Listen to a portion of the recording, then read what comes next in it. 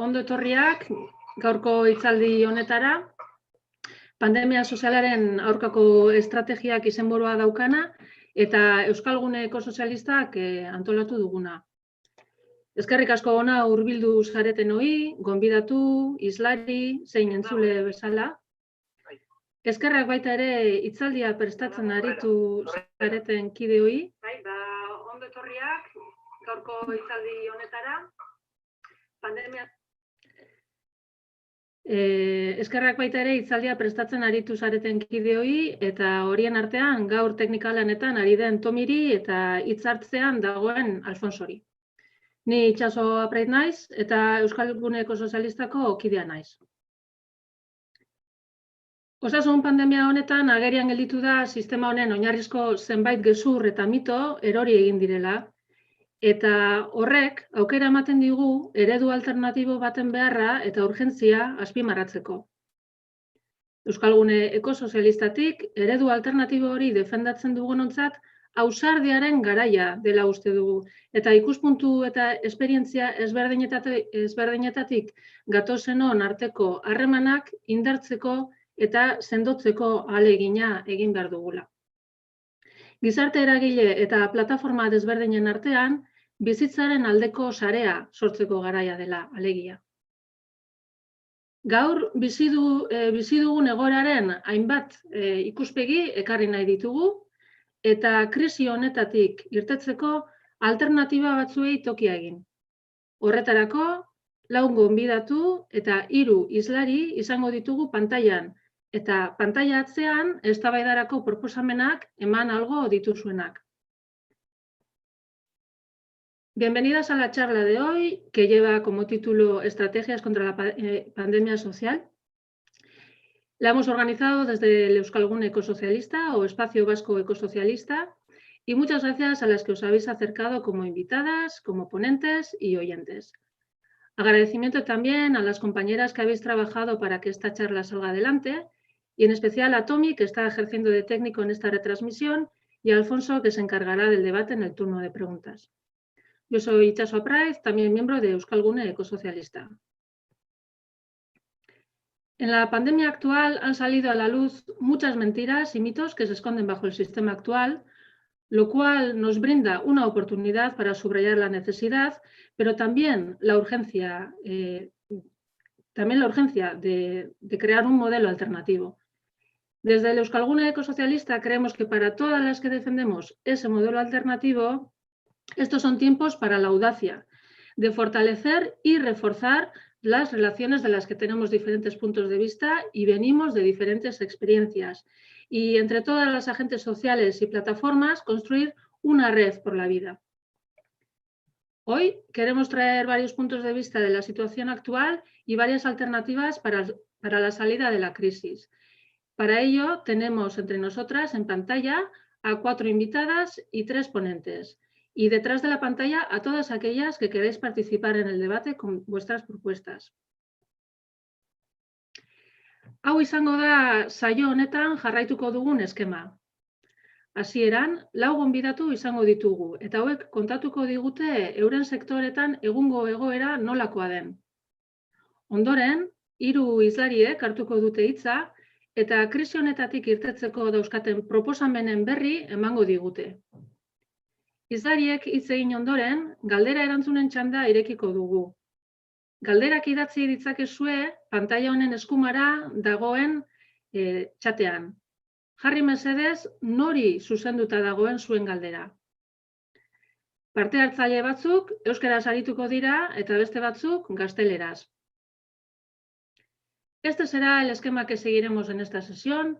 Primero intervendrán 4 invitadas que nos contarán de primera mano la situación actual en sus sectores. Después daremos paso a las 3 ponentes, quienes nos presentarán sus propuestas alternativas para la salida de la crisis. Abriremos entonces el turno de preguntas y para ello os pedimos que en el chat que está a la derecha de esta pantalla escribáis vuestras preguntas y a quién están dirigidas. Algunas participantes hablarán en euskera, mientras que otras lo harán en castellano. Hasiko gara, beraz, eta gure lehenengo gonbidatua Lorea Ureta da, ATHELE edo Asociación de Trabajadoras del Hogar etxeko langileen elkarteko kidea. Lorea Ureta es miembro de la Asociación Trabajadoras del Hogar etxeko langileen elkartea. Aurrera, Lorea, adelante, Lorea. Eskerrik asko gonbidapenagatik. Harira joango naz, 5 minutuak hau. Hasteko, krisi guztietan, sektore prekarietatuak dira gehien jasotzen dituen ondorioak. Krisi hau eta kausa berezirik, sektore prekarietatuenak egoera oso latza jasotzen ari dira, eta noski etxeko langileen sektore prekarietateetan dago, eta bada horretako bat, hasi que baia da egoera oso latza bebai jasotzen ari dira. Baina ez krisiagatik, osea, ez da berez krisiagatik, baizik eta badara dago urteak, beti aldarrikatzen, beti eskubideak eskatzen, beti edozein atea jotzen, eskubideak lortzeko eta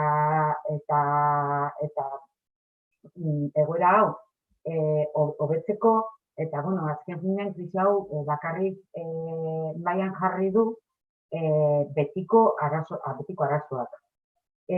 Krisi hau hasi zenean, batez ere, guk esaten dugu, hitz nagusiena zen incertidumbre. Oso egoera dena egon zen zalantzan, zer egin behar dugun, zer egin behar den, nola egin, hasieratik izan ziren epiarenak. Nola jarri, zer jarri, nork erosi behar zituen epiak, eta ez egon inon erosteko, formakuntza hori nork eraman behar zuen. Gero, hori pasata gero, izan zen, baina lanera joan behar naz, ez banaz lanera joan behar, ez banaiz joan eta kobratzen badut ordu horiek gero berreskuratu egin behar ditut, dena egon zen zalantzan, eta hasieratik, bai Espainiako gobernuak, bai Eusko Jaurlaritzak, bai osalanek, lan ikuskaritza, gizarte segurantza, ZPA, lanbide, inork ez zuen ez esan, inork ez ikien ezer. Ezertaz, zer egin behar den, edo zer ez. Kobratuko dute zeu zer, prestazioaren bat, desemplea, ez desemplea, eta gainera hori lan osasunerako egoera oso latza da. Egunero zalantzan bizitzea eta gainera kanpoko giroarekin, osasunaren aldetik lan momentu oso txarra bizibiratzeko langileak. Eta gainera guk horrela salatu genuen apirilaren 28an, hau guztia esatean, gogoratu behar dugu, apirilaren 28a da lan osasunaren egunean, eta Espainiako gobernuak ez zuen esan apirilaren batera arte. Hau da, 15 egun pasata gero. Eta bere hitza zen, azaltzeko, subsidio berezi bat aurkeztuko dutela etxeko langileak prestazioaren bat kobratu. Lehenengo eta behin oso argi utzi nahi dugu prestazio berezi hau ez da desempleoa. Ez dugu irabazi oraindik desempleo prestazioa. Baina gainera iraun zuen beste hilabete bat hau arautzeko, eta egoera oso zailean. Beraz, gu betianik esan dugu, administrazio guztiak erabatzen dute etxeko langileak zaintza arazoa konpontzeko, eta ez du eskubiderik ematen. Eta hau bukatzeko eta mezu positibo bat usteko gu esaten dugu borrokak merezi duela. Prestazio hau hasieran zuen babestu jabea hiltzen bada, hori, geratzen bazara, lanik gabe jabea hiltzen bada, ez zuen prestazio eskubiderik. Baina presioagatik eta borrokagatik, batez ere sare sozialetan eta komunikabideetan, orain bai lortu dugu Beraz, amaitzeko oso argi utzi nahi dugu borrokak merezi du eta gure elkartetik, ez eraginen elkartetik, argi utzi nahi dugu borroka jarraituko dugula, koronavirusa bukatu eta gero bai. Koronavirusen bitartean eta koronavirusa bukatuta dago. Eta eskerrik asko aukeragatik. Eskerrik asko Lorea zeuri, eta orain Alain Alonsori emango dutzegu hitza. Alain telekomunikazioetako langilea da, Movistarreko kontrata batean, eta ESK sindikatuko delegatu ere bai. Alain es delegado del sindicato ESK en una contrata de Movistar. Adelante, Alain, aurrera.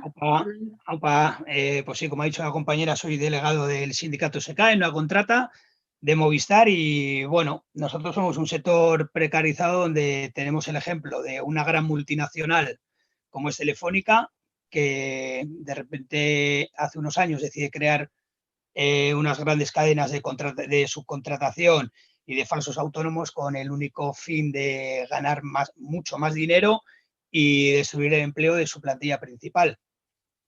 Al final, claro, nosotros trabajamos codo con compañeros de la plantilla principal, cobrando la mitad, trabajando más horas y, claro, al final el negocio de Telefónica es redondo, reduce todos sus costes y tiene cada vez más beneficios. Este sistema de las contratas al final lo han ido imponiendo a través de 7 u 8 contratas que se dividen por todo el territorio nacional y, claro, lo que consiguen es individualizar mucho las relaciones de trabajo.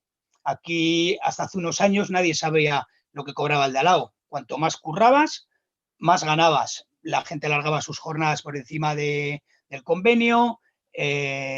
Los falsos autónomos ya ni te cuento, porque aquí eras falso autónomo. Dependía siempre de tu cliente, tal. Y básicamente era un sector en el que valía todo. Los accidentes laborales estaban a la orden del día y accidentes además graves, porque nosotros trabajamos en alturas, en postes, tal y cual, y claro, Telefónica, con decir no sois mis trabajadores, lo tenía todo hecho. O sea, nosotros a día de hoy sigue igual, ¿eh? Vamos a casa de un cliente, te identificas como técnico de Movistar, pero luego para la gran compañía tú no eres nada de ellos.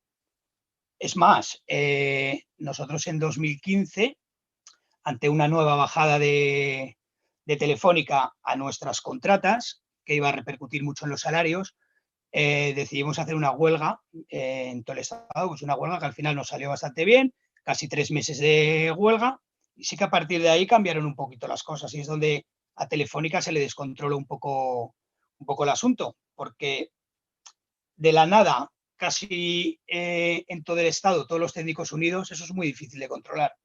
Entonces, el chollo ves que se te puede acabar y Telefónica activa su maquinaria a través de una patronal. Nosotros estamos en el sector del metal, que nada tiene que ver con telecomunicaciones, pero bueno, ellos activan su maquinaria, que es a través de una patronal y 2 agentes sociales a su servicio, como son comisiones y UGT, salieron a cena a desarticular todo, en muchos sitios lo consiguieron, pero por ejemplo aquí en Vizcaya tuvimos la suerte de tener una unión que hasta ahora nos ha dado réditos. Sí que sigue siendo un sector muy precario, porque, por ejemplo, yo gano la mitad que un compañero de Telefónica, o sea, eso es evidente. Pero hemos conseguido regular un poco nuestra situación, tenemos horarios más dignos, no nos dan las 10 de la noche currando como nos pasaba antes. Pero sí que es verdad que seguimos siendo un sector muy, muy precario, donde estás a merced de la gran compañía, te digan lo que te digan. Te pueden decir, no, es que tú dependes de tu contrata. Nadie hace nada sin el beneplácito de Movistar. Nuestras contratas son de ellos. O sea, si es gente que se prejubila en Movistar, directivos acaban dentro de una contrata. O sea, es muy, muy difícil luchar y tienes que estar todo el día al pie de guerra. Pero bueno, dentro de lo que nosotros estamos, ahí seguimos en la pelea, que es necesaria, tiene mucho desgaste, porque prácticamente nos llevamos desde 2015 sin parar. Y es evidente que hay que tener esa tensión con la plantilla, porque si no las empresas se descontrolan. Entonces, pues nuestro sector es un poquito ese. Sí que con toda esa historia del coronavirus, del COVID, pues no ha cambiado nada, porque nosotros como sector esencial no hemos dejado de trabajar y hemos tenido que hacerlo en unas condiciones lamentables. Nos hemos pasado 2 meses reclamando mascarillas, guantes, los geles para acudir a los domicilios de los clientes. No teníamos ningún tipo de protección, todo el día en inspección de trabajo. Al de 2 meses empezamos a ver la luz, pero más porque desde Sanidad se está recomendando el uso de mascarillas que porque tanto Telefónica como las contratas quieran. Porque total, al final si un técnico se contagia o muere por esto, la noticia va a ser, no es un personal mío y Telefónica va a ir de rositas en todo. Entonces, bueno, un poquito esa es nuestra vivencia dentro del sector de las telecomunicaciones. Que nada, muchas gracias. Eskerrik asko, Alain, por tu testimonio. Nati Obelleiro dator orain. Nati Obelleiro es miembro de Ongitorri Refuxiatuak, Ongitorri Refuxiatuekeko kidea da, eta migratuen egoerari buruz hitz egingo digu. Nati nos hablará de la situación de las personas migradas. Aurrera, Nati. Vale, arratsaldeon, eskerrik asko. Bueno, saiatuko naiz euskeraz eta gaztelaniaz tartekatzen, vale? Bueno, lehenengo gauza denok dakigu ez, pandemiak itzelezko krisia sortu duela, bizitzaren arlo guztietan, osasunean, ekonomian eta giza eskubideetan. Sabemos también que no es fácil compaginar las medidas epidemiológicas con las medidas humanitarias. Pero era muy importante no dejar estas últimas a un lado y se han dejado totalmente, ¿no? Pandemia honek agerian jarri ditu aurretik existitzen ziren desberdintasunak. La pandemia lo que ha hecho ha sido remarcar las desigualdades que ya existían anteriormente, ¿no? Eta hartutako neurri guztiak abiatu dira bizitzaren kalitate gutxiago batetik. Todas las medidas que se han tomado han dado, por supuesto, una igualdad en el vivir, ¿no? Hasierako egunetan gainera pandemiak berdin erasotzen gintuela ematen zuen, eta horrela hasi ginen aberatzen eta politikoen izenak entzuten, baina denbora goitzi behar izan genuen konturatzeko benetan ez ginela berdinak pandemiaren aurrean, ezta? Eta laster batzuentzat erreza izan zen neurriak hartzea eta besteentzat oso zaila. Al inicio parecía que había cierta igualdad, ¿no? en cómo afectaba la pandemia a las personas, ¿no? Y empezaron a aparecer los nombres de famosos, políticas, etcétera, etcétera. Pero la verdad es que muy pocos días tuvieron que pasar para que nos diésemos cuenta de que no estaba siendo lo mismo, ¿no? Y que había una alta parte de la población que empezaba a tener dificultades y que para esas personas al día siguiente tenían que seguir saliendo para poder comer. O incluso que tenían que estar siendo recluidas en lugares de forma provisional, ¿no? Eta honela, azpiekonomia honetan, gelditu zitzaigun, ekonomia sumergidan lan egiten duen jende guztia, esate baterako manteroak, eta horrelako kolektiboak, ezta? Las economías sumergidas pues empezaron a aflorar. Los trabajos alegales y azpilanetan lan egiten duen jendea ere, zen zailtasun handiak izaten. Eta beste alde, etxepateretan eta bizi direnak. Hacía que las familias que ya eran vulnerables y que estaban en situación de hacinamiento, pues se complicase mucho la vida. Hiru kolektibo hauetan, badakigu batez ere eta neurri handi batean, migrante eta errefuxiatuak daudela, ez? Eta gainera krisiak egin dauena izan da bi gauza, ez da? Etorkinek betetzen dituzten lan gehienak, ezinbesteko lana bilakatu dira, hau da guk egin nahi ez ditugun lanak, ez da? Decía que las personas migrantes, la mayoría de las veces se han convertido en las trabajadoras ahora consideradas esenciales. Está el cuidado de mayores, la limpieza, recogida de hortalizas y verduras y un largo etcétera, ¿no? Baina gobernuek egoera honetan bide bikoitza hartu dute. Alde batetik, migranteen eskaera handia egin dute, eta ari dira etengabe esaten, ezta, bai Almeria, Huelvan, ez dakit zer eta ez dakit non, behar ditugula, baina berriro ere beraien eskubideak, eskubiderik gabe nahi ditugu orain arte bezala, eta eskubide horiek ematekotan eman nahi zaizkiet oso denbora laburrerako. Entonces, estamos otra vez ante la situación que hemos estado durante todos estos años, que es más de lo mismo. Necesitamos a las personas migrantes, porque además ahora ya hemos demostrado que trabajan en trabajos que se han considerado esenciales, pero los seguimos queriendo sin derechos o con unos derechos muy, muy limitados y para un tiempo muy corto ¿no? Y así estamos viendo, pues, zelan herrialde batzuk saiatzen ari esaten dute erregularizazioa egingo dutela, baina gero aztertzen dugunean pizka bat erregularizazio hori segituan konturatzen gara denbora labur baterako dela erregularizazioa, hau da, beharrezkoak diren bitartean, ez da, eta horra. Gainera, bueno, ¿no? Lo que decía es que la mayoría de las veces en los lugares donde se están haciendo regularizaciones o donde se está proponiendo una especie de regularización, se están proponiendo unas regularizaciones muy, muy endebles para un tiempo muy corto y que sabemos que se acabarán tan pronto como se acabe la pandemia. Eta gainera, pandemian daramagun 2 hilabete hauetan, mugetan zeudenak eta bidean zeudenak desagertu dira medioetatik. Ahaztuta daude. Y desaparecer de los medios, decía que las personas migrantes que están en las fronteras o que están en campamentos han desaparecido de los medios. Y desaparecer de los medios, pues todas y todos sabemos lo que supone, ¿no? Alde batetik, giza eskubideen urraketa, una mayor facilidad para deportar, un Mediterráneo sin rescates, fronteras cerradas y mucho más vigiladas. Y bueno, me podría extender durante mucho tiempo hablando de ello, ¿no? Isiltasun handia dago, mugetan gertatzen ari denari buruz, eta suposatzen dugu COVID-a are handiagoa dela. Horregatik, aldarrikatu nahi ditugu 3 gauza. Erregularizazioa, baldintzarik gabeko erregularizazioa, osasuna guztientzat eta pandemiari aurre egiteko neurriak guztientzat eta leku guztientzat. Medidas para hacer frente a la pandemia, tanto aquí como en los lugares de origen de las personas. Y mugak ez itxi coronavirusaren izenean. No al cierre de fronteras en nombre del coronavirus. ¿Vale? Oso ondo, mila esker, zuen arretagatik. Eskerrik asko, Nati.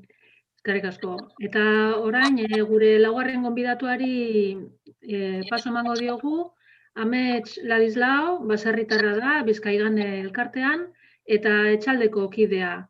Amets es baserritarra en la Asociación Bizkaigane y también es miembro de Etxalde. Adelante, aurrera, Amets. Arratsaldeon, eskerrik asko. Bueno, baserritar mugimendutik ikusi dugu COVID-aren historia guzti honekin zelako protagonismo ezoikoa hartu duen elikadurak, ez? Are gehiago, plazen debekua heldu zitzaigunean, martxan ipini genituen kanpainen ondorioz, ez? Guretzat eskertzekoa da benetan ikustea zenbat atxikimendu jaso genituen arazo horren aurrean, honek haizea eman digu, erakusten digu gizarte hau badagoela kezkatuta elikaduraren inguruan eta guk defendatzen dugun nekazaritza eredua defendatzen duela. Gai koiunturalari helduz, ikusten ari gara alde batetik baserritar txikiak eta salmenta zuzenaren aldeko apustua egiten dugunok daukagun gaitasuna eraldatzeko egoera eta zelan saretzen ari garen eta ez gaudela abasto emoten, ez? Ze jendea hasi da berriro kontsumitzen herrian, denda txikiatan eta holan. Baina ere ikusten ari gara baserritar txiki asko industriaren dependiente direnak eta zelan industria hori ari den bildurra sartzen, prezioak ez igotzeko, ez? Edo zuzenean Nafarroan bezala, hartzai askori esan diela ja ez dutela esnea hartuko. Azkenean esaten ari dira gauzak oso txarto jarriko direla eta jendeak ez duela eukingo dirurik gaztaiak erosteko edo dana delakoa eta orduan industria beti bezala euren poltsikotan pentsatzen. Guk argi eta garbi esan nahi duguna da, sistema alimentario honek ez digula balio, errotik aldatu behar dugula. Ze gaur egun, elikatzea negozio bat da, enpresa handi batzuen negozio erraldoia gainera. Baina, klaro, bizirauteko elikatzea beharrezkoa da. Orduan ez luke negozio bat izan beharko. Elikadura gainera oso gai transversala da. Ez da bakarrik lehenengo sektorearen kezka bat izan behar. Ze elikadurak ikutzen du iraunkortasuna, ikutzen du osasuna, ikutzen du ekonomia lokala, ikutzen du kultura, ikutzen du paisajea, gizarte osoko arloak ikutzen ditu elikadurak, beraz guztion kezka izan beharko luke. Hau ikusita, esaten duguna da, sistema alimentario hau demokratizatu behar dela. Ez dela egon behar enpresa horien esku. Eta ere esaten duguna da, sistema global batetik, sistema lokaletara pasatu behar garela. Herriok eduki beharko genukela eskubidea gure elikadura eredua aukeratzeko. Baserritarrok alternatiba gisa, elikadura burujabetza plazaratu genuen ja aspaldi. Proposamen hau, ez da bakarrik gure sektoreari begira. Guretzat da gizarte osoa eraldatzeko tresna bat, danok hobeto bizi ahal izateko, gure planetak ere eskertuko lukeela. Argi daukagu elikadura burujabetza lortzeko nekazaritza eredua aldatu behar da. Nekazaritza iraunkorra da gailendu behar dena, gaur egun nekazaritza industrializatua da daukaguna martxan, Euskal Herrian ere bai. Hau lortzeko ere nekazaritza aldaketa hau, administrazioi argi eta garbi esan behar diegu gure eredua bultzatzen hasi behar direla. Ze ezin dena egin da, babestu eta indartu eredu industriala eta gero atera esaten ez gure eredua defendatzen dutela. Eurentzat ere erabakitzeko unea da, ze gure planetak ja eskatzen du, ez biharetzi, eskatzen du gaur. Distribuzioak ere argi eduki beharko luke guztiaren gainetik ez dagoela dirua. Distribuzio basati bat daukagu, bakarrik etekin ekonomikoan pentsatzen ari dena. Eta guk argi eta garbi esan behar diegu, lurra, abereak, itsasoa, personak gaudela diruaren gainetik, eta hau elikatzea dela. Eta gizarteari orokorrean esan beharko zaiguna da guk klabea garela. Gure kontsumoa birpentsatu behar dugu, eta gure elikagaia kontsumitzeko eredua aldatu egin behar da. Alternatibak ditugu, benetan, lortu dezakegu guzti hau mugitzea, saretu behar gara, indartu behar gara danon artean. Baditugu, gu badakigu oraindik ez dugula olako tresna erraldoi bat, hiri handietarako edo, baina baditugu alternatibak txikiak direnak, baina txiki asko, leku txikietan gauza txiki asko egiten, mundu aldatu dezakegu. Ze baditugu konsumo taldeak, baditugu supermerkatu kooperatiboak, baditugu asteroko plaza famatu hauek, badaukagu zer eginik. Eta argi esan nahi dugu ere, guretzat, erakutsi digula, ez gaude ohituta protagonista izaten, lehen esan dudan bezala, baina pandemia honek erakutsi digu benetan zer zan beharrezkoa, ez? Zer zan basikoa.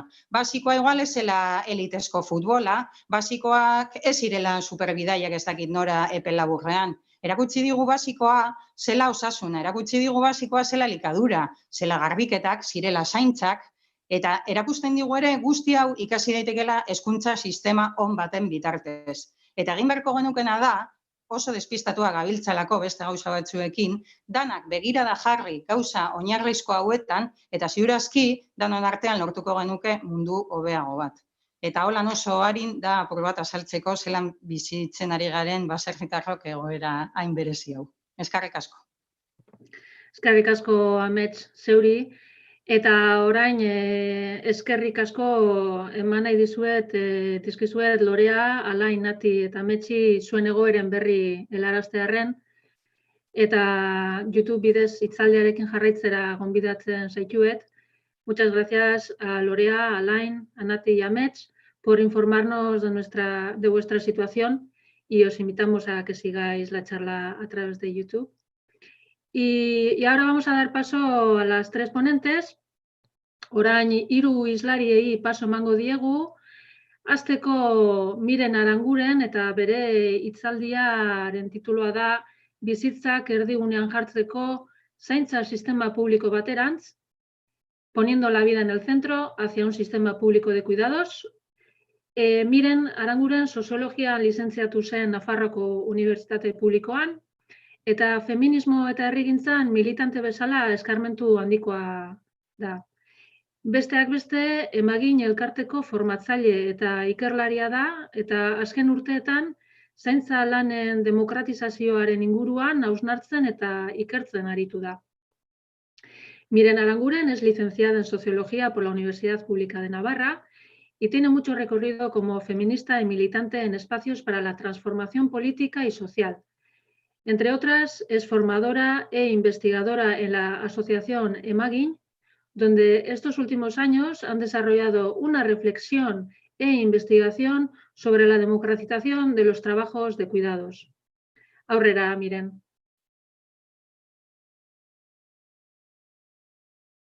Bueno, kaixo arratsaldeon guztioi, Miren nahi, Miren, Emagin elkarteko kidea eta Bilgune feministako kide ere, nahi dut esan militante feminista naizela eta esango deten guztia ikasi dutela nire inguruan dazkaten feminista, teorialari, ekonomilari guztiei esker, alegia ez dela nire zik sortu den zerbait, baina egia da, azkeneko 2 urtean Emagin elkartean, zaintzelanekin egin dugula ibilbide bat, justu Gurruntzaldean, Ataunen, Oñatin ari gara tokiko ikerketak egiten, bai zaintzalanen demokratizazioan, ekintzarako proposamen zehatzak nolabait proposatzen, planteatzen, eta baita ere, nahi dugu jaso genealogia feminista bat egin zaintzalanen inguruan iruditzen zaigulako gako asko garrantzitsuak izan daitezkeela etorkizunari begiratzeko. Egin duguna lan azkeneko 3 urte hauetan egin dugun hurbilpen hori kualitatiboa izan dela nahiko nuke azpimarratu, bereziki zaintzalanetan jardun duten emakumeen esperientziari, nahi gainolako autoridadea eman, haiei ahotsa eman izan dialako ahotsa izan zuten kolektibo, etengabean ahotsa kendu zaien kolektiboak, eta hortik egia esan pila bat airea ikasten. Eta era berean, nahi nun gaur balioan jarri zaintza krisiari aurre egiteko sortu den koordinadora feministan, sekulako lan egiten airealako, gu ere batu geha azkeneko aste hauetan, eta egoeraren irakurketa bat partekatzen nahi dalako ikuspegi feminista batetik, aldarrikapen urgenteak eta ere estrategikoak ez airealako proposatzen, eta gonbidapena da hori jarraitzea eta laguntzea zabaltzen, hortik egiten diren... Barkatu, Miren, oso bajo entzuten zaizu. Ozenago jarri alduzu? Pixka gehiago jukatuko dut, ze uste dut pixka bat bajo entzuten zaidala. Esaten nahi, lo que decía es que en Emagin Elkartea estamos realizando investigaciones arraigadas en el territorio, genealogías feministas de los trabajos de cuidados desde un punto de vista cualitativo, ya que creemos que es importante acercarnos a las experiencias que han tenido las trabajadoras de los cuidados en todo el abanico, ¿no? Estamos intentando impulsar también el debate en torno a los cuidados y intentar crear recursos también, ¿no? En la misma dirección. Y lo que comentaba era que os hago la invitación de seguir un poco la trayectoria que está haciendo la coordinadora feminista para hacerle frente a la crisis de cuidados, que creo que tenemos entre manos propuestas muy interesantes, tanto para hacerle frente a la situación excepcional, ¿no? Que se ha creado a raíz del COVID-19, así como planteamientos más estratégicos de futuro. Pixka bat berrartuta hitzaldiaren gaurko hitzorduaren izenburua, titulotzak genula pandemia sozialari aurre egiteko estrategiak edo, zertaz ari garen edo nahiko nuke azpimarratu, edo beste modu batera esan da, zer utzi digu agerian COVID-19aren krisiak nahiko nuke mahai gaineratu, beste kide batzuk ere egin dute, baina azpimarratu nahiko nituzke feminismoetatik egiten ditugun irakurketa batzuk.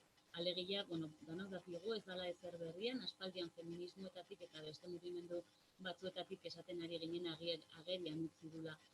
Krisi honek, aspalditz egiten ari ginen, zibilizazioaren krisiaz, kolapso ekologikoaz, zaintzaren krisiaz, eta azken gertakari honek, bueno, nik uste dana hor dago baten gixara agertu zaigula mahai gainean, ez?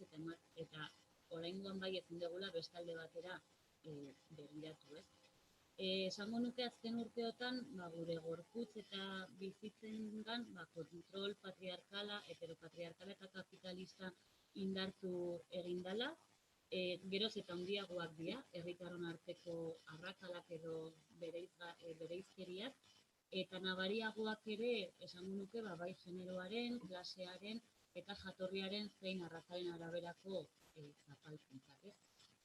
Gure gorputzak eta lurrak, gure bi territorio nagusiak, alegia gu gea, ez, hau, materia hau, eta bizigea tokizeatz batean, horiek kapitalaren mesedetan hartzen saiatzen ari dira etengabe, aipatu dian merkantilizazio eta privatizazio prozesuen bidez, ez? Eta, Euskal Herrian nik uste lurrari dagokionez, oso argi ikusten nahi gehala, ez, ze makroegitura egiten nahi dituzten, ni Zarautzen bizi naiz, hemen ondoan erraustegia martxan jarri du orain dela gutxi, eta ikusi dugu orain dela aste bat egun gutxi, ez, zenolate agertu dian eta gitzen bat arrai hilda eta gitzen bat angila hilda, eta gorputzekin berdina, ez, residentzien kasua oso agerikoa.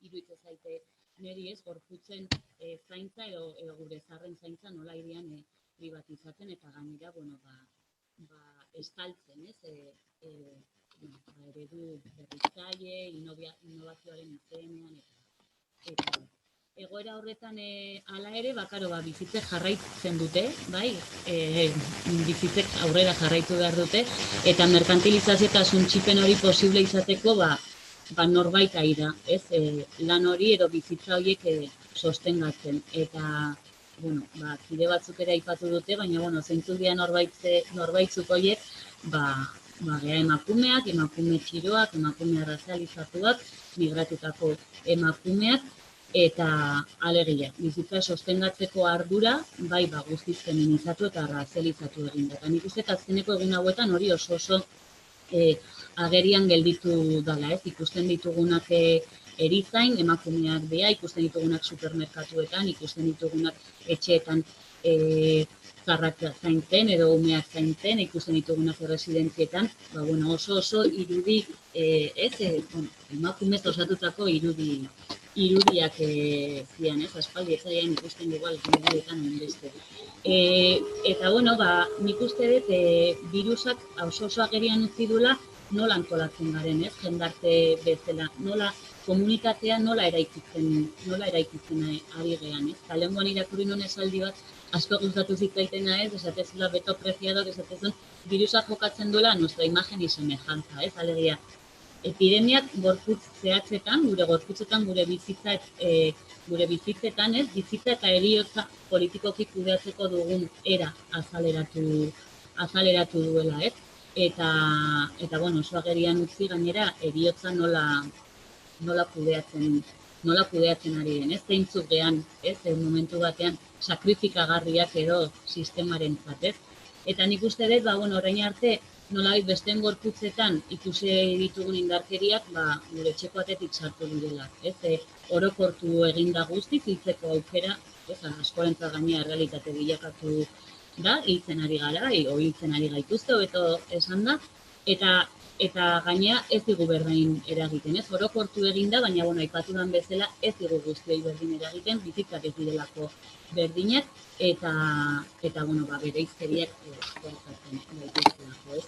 Comentaba que la crisis sanitaria del COVID-19 no ha generado nuevas crisis estructurales, sino que ha destapado aquellas que, desde los feminismos y otros movimientos sociales llevamos denunciando años, que no se trata de identificar seguramente nuevas realidades o nuevos fenómenos, por supuesto sí estar atenta a todas las nuevas medidas, ¿no?, que quieren implantar para el control de la población, y creo que desde los movimientos estamos bastante al loro, sino de hacer hincapié quizás en aquello que llevamos denunciando muchos años, ¿no? Y creo que tenemos una nueva oportunidad de hacer pedagogía de lo que está ocurriendo y condicionar un poco el debate social, ¿no? Y que hemos hablado bastantes veces de la crisis de los cuidados, del colapso ecológico y que todo eso ha llegado a las puertas de de nuestra casa, ¿no? Que estaba hace tiempo.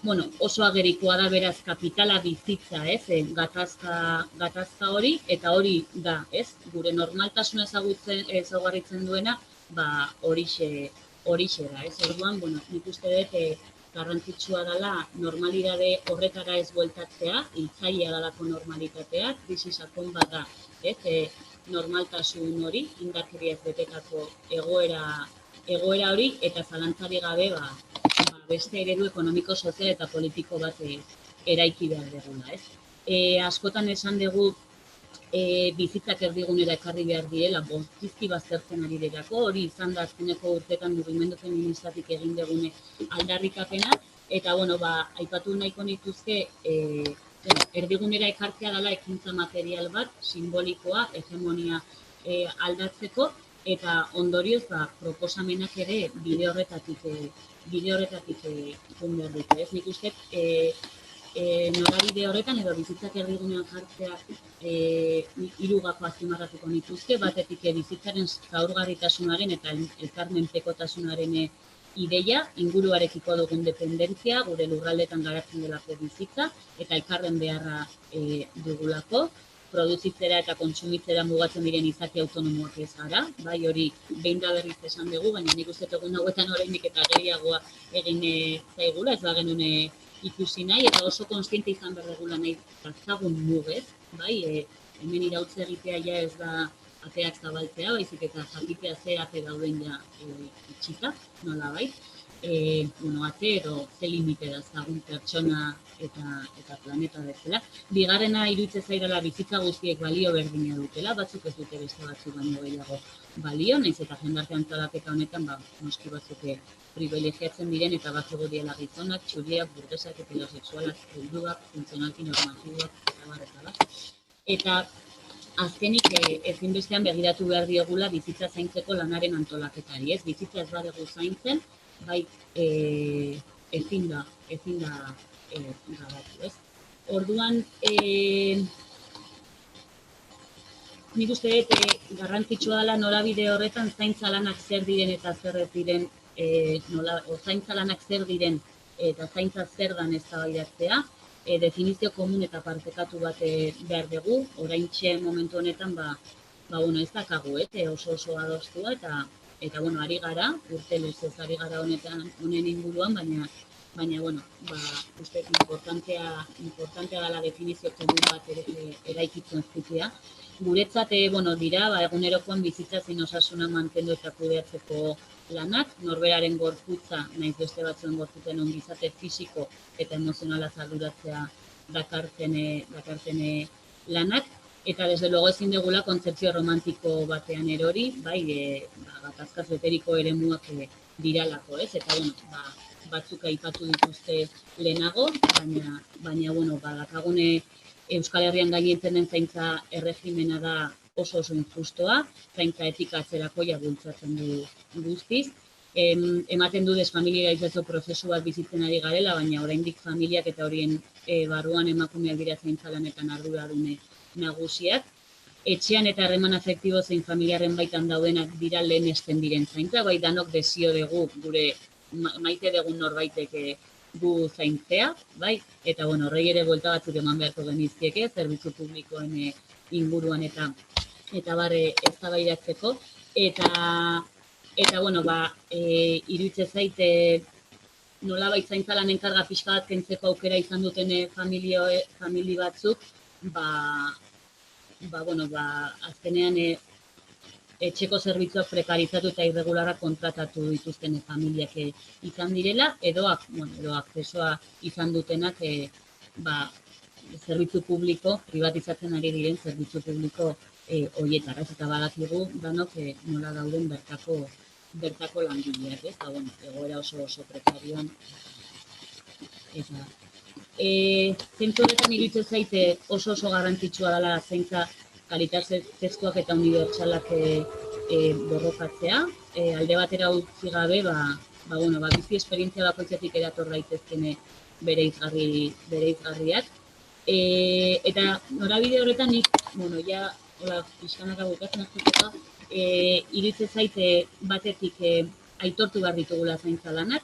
Bueno, nazioartean proposamen badago, 4R deitzen dana, reconocer, reducir, redistribuir y representar los cuidados o las cuidadoras.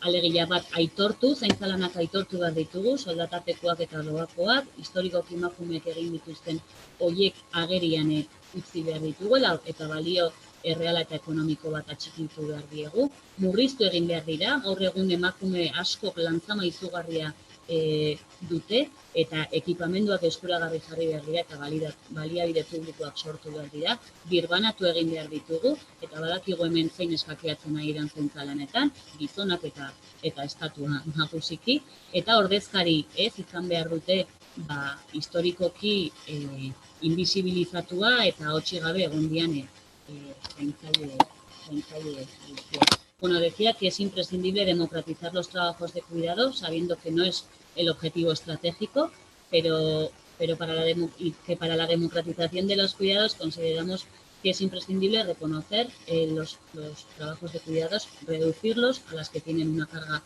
mayor, redistribuirlos, porque ya sabemos quién se está escaqueando, y representar a todas las que están trabajando, a todas las cuidadoras. Nosotros identificamos 3 ejes de acción: el reconocimiento social y política de los cuidados, el reparto justo de los mismos y la mejora de las condiciones de vida y de trabajo de las personas cuidadoras. Y en ese sentido, por eso hacía como una pregunta, ¿no? Que no lo tengo nada claro, ¿vale? Porque creo que necesitamos bastante debate todavía hacia un sistema público o hacia un nuevo sistema de cuidados. Y yo, resaltaría, nik hiru ideia azpimarratuko nituzke zentzu horretan, iruditzen zait egon behar dela tokian errotua, auzoetatik, herri txikidatik hasi behar dugula egituratzen, gertukoa izan behar duela, eskuragarri izan behar duela, eta abiapuntu oso ona izan daiteke lehen ametxeke komentatzen zituen sare horiek, edo sare berriak sortu dianak COVID-19 ondorioz, gorputzari errotuak egon behar dutela, alegia unibertsaltasuna bermatu behar dute, bereizkeria kontuan hartu behar dituzte, eta bizitza zehatzetan materializatu behar dute, bakoitzak dazagu zaintza behar ezberdinak, eta publiko komunitarioa izan behar du, erabakiak hartu behar dira, eta politika publikoak diseinatu, subjektu instituzional, politiko, sozial eta ekonomiko guztiekin. Orduan, desfamiliarizatu behar ditugu, desmerkantilizatu eta irabazi asmorik gabekoak, eta badakigu PNV zen norabide hartu duen, eta hartu zuen aspaldi eta berresten ari da azkenaldian. Izan behar du belaunaldi artekoa, kuadrilla artekoa, familia artekoa, mugimendu artekoa, eta sortu behar ditugu egiturak, baliabideak eta bitartekoak benetan zentzalan horiek zehatzeko. Nik uste dut abiapuntu oso ona eman digula COVID-19 eta espero dezagun baliatuko degula eta probestuko degula. Eskerrik asko.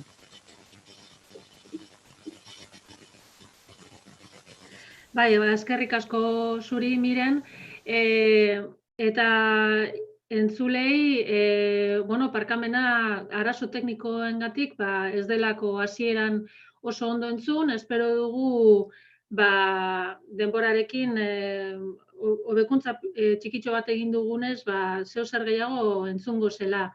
Dena den, aprobetxatu hor txata eta zuen galderak edo dudak bertan idatzi, eta gero berriro aukera izango dugu Mirenekin hitz egiteko. Decía pediros disculpas porque al principio no se oía bien la intervención de Miren. Hemos ajustado un poco el audio y desde este lado de la pantalla sí que se oía mejor a Miren, pero de todas maneras tenemos un chat habilitado en la reproducción del YouTube, que luego desaparecerá después de terminar esta sesión. Entonces, aprovechar para escribir vuestras dudas, lo que no hayáis oído bien, preguntas para Miren, y luego retomaremos estas cuestiones. Hurrengo islaria, Iñaki Uribarri da. El siguiente ponente es Iñaki Uribarri, y Iñaki nos hablará en la ponencia, el título de su ponencia es Renta básica universal e incondicional, oinarrizko errenta basikoa eta ez baldintzatua. Iñaki es economista laboralista jubilado, y miembro de Arguilán ESK y del sindicato ESK, y miembro también de la asociación Red Renta Básica desde su creación en el año 2001. Iñaki Uribarri, ekonomialari laboralista erretiratua da, Arguilán ESK-ko kidea eta hau ESK sindikatuaren barruan dago, eta oinarrizko errenta sarea elkartearen kidea da bere sorreratik 2001 urtean. Aurrera, Iñaki, nahi duzunean, adelante, Iñaki. ¿Se me oye? ¿Se me oye bien? Sí, se te oye bien, Iñaki. Adelante. Me oye bien. Bueno, yo voy a plantear dos partes en mi intervención. Si luego tengo tiempo, pues entraré en una tercera de algunas críticas que se hacen. Y voy a empezar, aparte de esas dos divisiones en las que comentaré en la primera cómo la pandemia del COVID-19 está sirviendo de altavoz para la renta básica. Pero intentaré discernir en las voces que se están expresando, unas son de un tipo, otras son de otro. Haré una explicación de las distintas voces. En la segunda parte plantearé que, aunque estamos contentos y contentas quienes defendemos desde hace muchos años la renta básica universal e incondicional, que efectivamente esta pandemia nos esté sirviendo de altavoz, no somos optimistas en el sentido de que no se va a poder implantar institucionalmente nada que tenga que ver con la renta básica incondicional institucional. Vamos a tener, a partir del mes que viene, un modelo para todo el Estado. Comentaré cuáles van a ser sus características de ingreso mínimo vital, y por lo tanto vamos a tener que seguir estando a la defensiva en el sentido de criticar ese modelo frente al modelo de renta básica incondicional. Decía que quería hacer dos, lo he puesto aquí como avisos a navegantes, no queda muy bien, pero dos matizaciones para que se entienda bien lo que voy a comentar. La primera es que yo no soy de los que cree, hay algún compañero y alguna compañera que piensa que sí, que la renta básica incondicional y universal es un germen anticapitalista. Yo creo que no. O sea, yo creo que la renta básica que defendemos desde la asociación Renta Básica no es anticapitalista, no ataca al sistema capitalista en el sentido de acabar con él, de ayudar a acabar con él. Es una medida muy progresista que nos empoderaría muchísimo a las clases populares y en ese sentido nos colocaría mejor en una batalla anticapitalista que tendrá otras reivindicaciones directamente anticapitalistas. Pero la renta básica incondicional no lo es. Segundo aviso, aunque durante la pandemia se está hablando mucho de la renta básica, como lo decía antes, la renta básica en los últimos años, yo creo que lleva pues, más de 5 años, ha pasado a la arena pública. Quienes estamos, ya somos mayores, con la renta básica desde, por lo menos desde el Congreso de Barcelona en el 2001, en que creamos la asociación Renta Básica, podemos recordar que hemos vivido muchos años de travesía del desierto, en el sentido de que la renta básica era una figura conceptual sometida al debate fundamentalmente académico, a comprobar la utilidad que tenía, comprobar si era mejor para la sociedad, si era viable económicamente. Todas estas cosas nos han llevado mucho tiempo, años, pero ahora la renta básica, desde hace, ya digo, bastantes años, está en el debate público. Que esté en el debate público no significa que en ningún sitio hayamos hecho la experiencia de implantación. En el debate público, lo que más se ha conseguido hasta ahora, es que se estén haciendo modelos piloto, pruebas piloto de qué supondría la aplicación de la renta básica con ninguna condición, con alguna condición pero pequeñas condiciones, etc. Pero son modelos pilotos, son exclusivamente pilotos y no acogen nada más que aquellos colectivos, aquellas personas a las que se les aplica esta renta, una renta del tipo que sea, durante unos años, en unas condiciones, y luego se sacan conclusiones.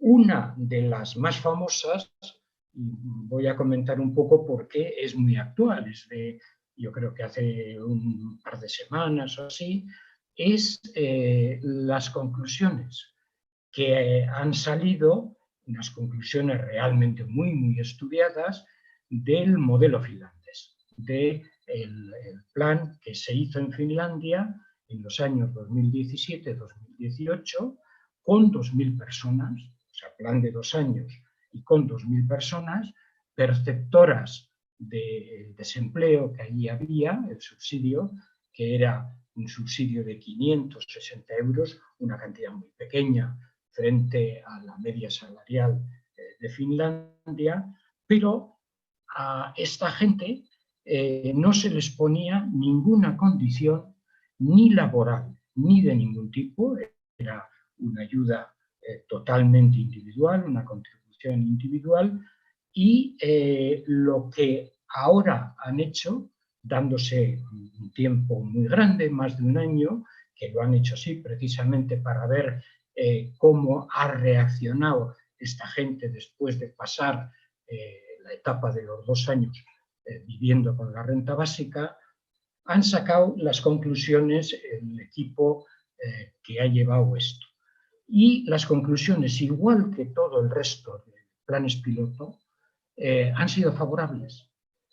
O sea que si en realidad desde el punto de vista del debate, quienes pensamos en lo bueno que sería la renta básica, nos sale casi todo positivo, desde el punto de vista de las experiencias en colectivos que se están haciendo, también sale positivo. Por ejemplo, en el caso de Finlandia, una de las pegas que tenían, porque hay que pensar que esta experiencia la hizo un gobierno de derecha y extrema derecha, y querían que la experiencia pudiera llevar a debilitar la seguridad social. Tienen un sistema de seguridad social amplio, como el que tenemos en el Estado español, y decir, hombre, si con un modelo de este tipo podríamos cargarnos la seguridad social y dar un cheque a la gente para que viviera en no sé qué condiciones, bueno, pues una de las cosas que tenían que chequear era qué pasaba con el empleo. Y la gente que ha recibido la renta básica ha estado dispuesta a trabajar en el mercado de trabajo exactamente igual que el grupo de referencia con el que medían esto. Siempre las experiencias piloto son aquella gente a la que se le da la ayuda y se compara con otra gente que está en la misma situación pero que no tiene la ayuda.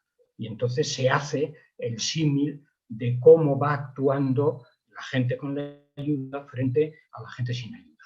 Entonces, una de las cosas que podía haber pasado es que la gente con la renta básica en Finlandia hubiera abandonado durante 2 años el mercado de trabajo, porque no estaban obligados o obligadas a trabajar. Y luego, los elementos cualitativos cómo ha mejorado su salud, cómo ha mejorado su participación social, cómo ha mejorado su autonomía personal, el nivel de formación durante los 2 años, ha habido gente que se ha formado mucho, etcétera. Todo eso han sido elementos positivos. Termino esta introducción diciendo, bueno, pero entonces, ¿por qué realmente la renta básica incondicional y universal ha entrado podemos decir, al mercado institucional? ¿Por qué se piensa que ya hay una mayoría de edad en la renta básica y no es una cuestión de debate entre académicos, académicas, etc.? Pues la cosa es muy sencilla. Es porque lo que tenemos, el estado de bienestar, es incapaz de acabar con la pobreza. El estado de bienestar que nació con el pleno empleo de después de la Segunda Guerra Mundial y con un pacto tácito en el cual la productividad que se obtenía sobre la base de esquilmar el planeta y a los países del tercer mundo se iba distribuyendo entre la gente trabajadora también, no solo el capital se quedaba con ello, como ahora ocurre cuando estas desigualdades inmensas son en las que vivimos. Eso, en el momento en el que el pleno empleo ya no existe, que el modelo social en los distintos países ha cambiado muchísimo, que el equilibrio entre las fuerzas sociales ha desaparecido después de la caída del muro, después del fracaso del sistema socialista, del socialismo real, después de que todo esto ha desaparecido, lo que hemos sufrido es la victoria del capital, el neoliberalismo, y ya no hay pacto posible que vuelva a arreglar la situación que teníamos en el pasado. Bien, me he alargado mucho, pero lo que me queda, como en parte es leer, será bastante sencillo. Entro en el primer tema. Las voces que están escuchándose sobre la renta básica incondicional temporal, la que se está llamando de cuarentena, por una parte son voces de aquella gente que era convencida de la renta básica, de los que estábamos a favor. Entonces, he cogido un par de artículos y este me parece el artículo, uno de los artículos más favorables a la renta básica, que mejor lo explica de por qué ahora se tiene que aplicar este modelo de renta básica con carácter temporal. Dice, lo escriben Rubén Lobuolo, que es el presidente de la Red Renta Básica en Argentina, Dani Raventós, el presidente de la Red Renta Básica en el Estado español, y Pablo Llanes, coordinador de la CEPAL en México y uno de los defensores de la renta básica en aquel país. Y lo que se plantean es, dicen el final, ¿no?, que el debate sobre la renta básica aparezca en el contexto de fenómenos diversos y concomitantes, como una recesión económica, una revolución tecnológica, una pandemia de escala global, es significativo porque los tres fenómenos se vinculan por elementos comunes: precariedad, fragilización, inseguridad e incertidumbre. Estos elementos comunes ponen de manifiesto lo que muchos venimos sosteniendo hace tiempo: que el actual modo de organización de nuestras sociedades promueve la desigualdad económica y social, al tiempo que se muestra ineficaz para atender los impactos de los cambios a los que se ven y se verán sometidas nuestras sociedades. Y frente a ello, la renta básica no constituye toda la respuesta, pero sin duda es parte de ella. Hay una segunda voz, que esta no es una voz favorable a la renta básica en general, sino es de una persona, Toni Roldán Monés, director de SADE, uno de los fundadores, aunque ha dejado este partido, de Ciudadanos, diputado de Ciudadanos, y un economista pues neoliberal. Yo creo que no le sentará mal que se le llame así, porque en sus enseñanzas y en sus libros pues ha sido esto. Y este hombre dice lo siguiente sobre la renta básica en un documento que ha hecho del 31 de marzo que se titula Una renta básica universal para la pandemia, entre interrogaciones. Y dice, muchos economistas hemos sido tradicionalmente reticentes a sistemas de renta básica universal por varias razones. La primera es que cuesta mucho dinero.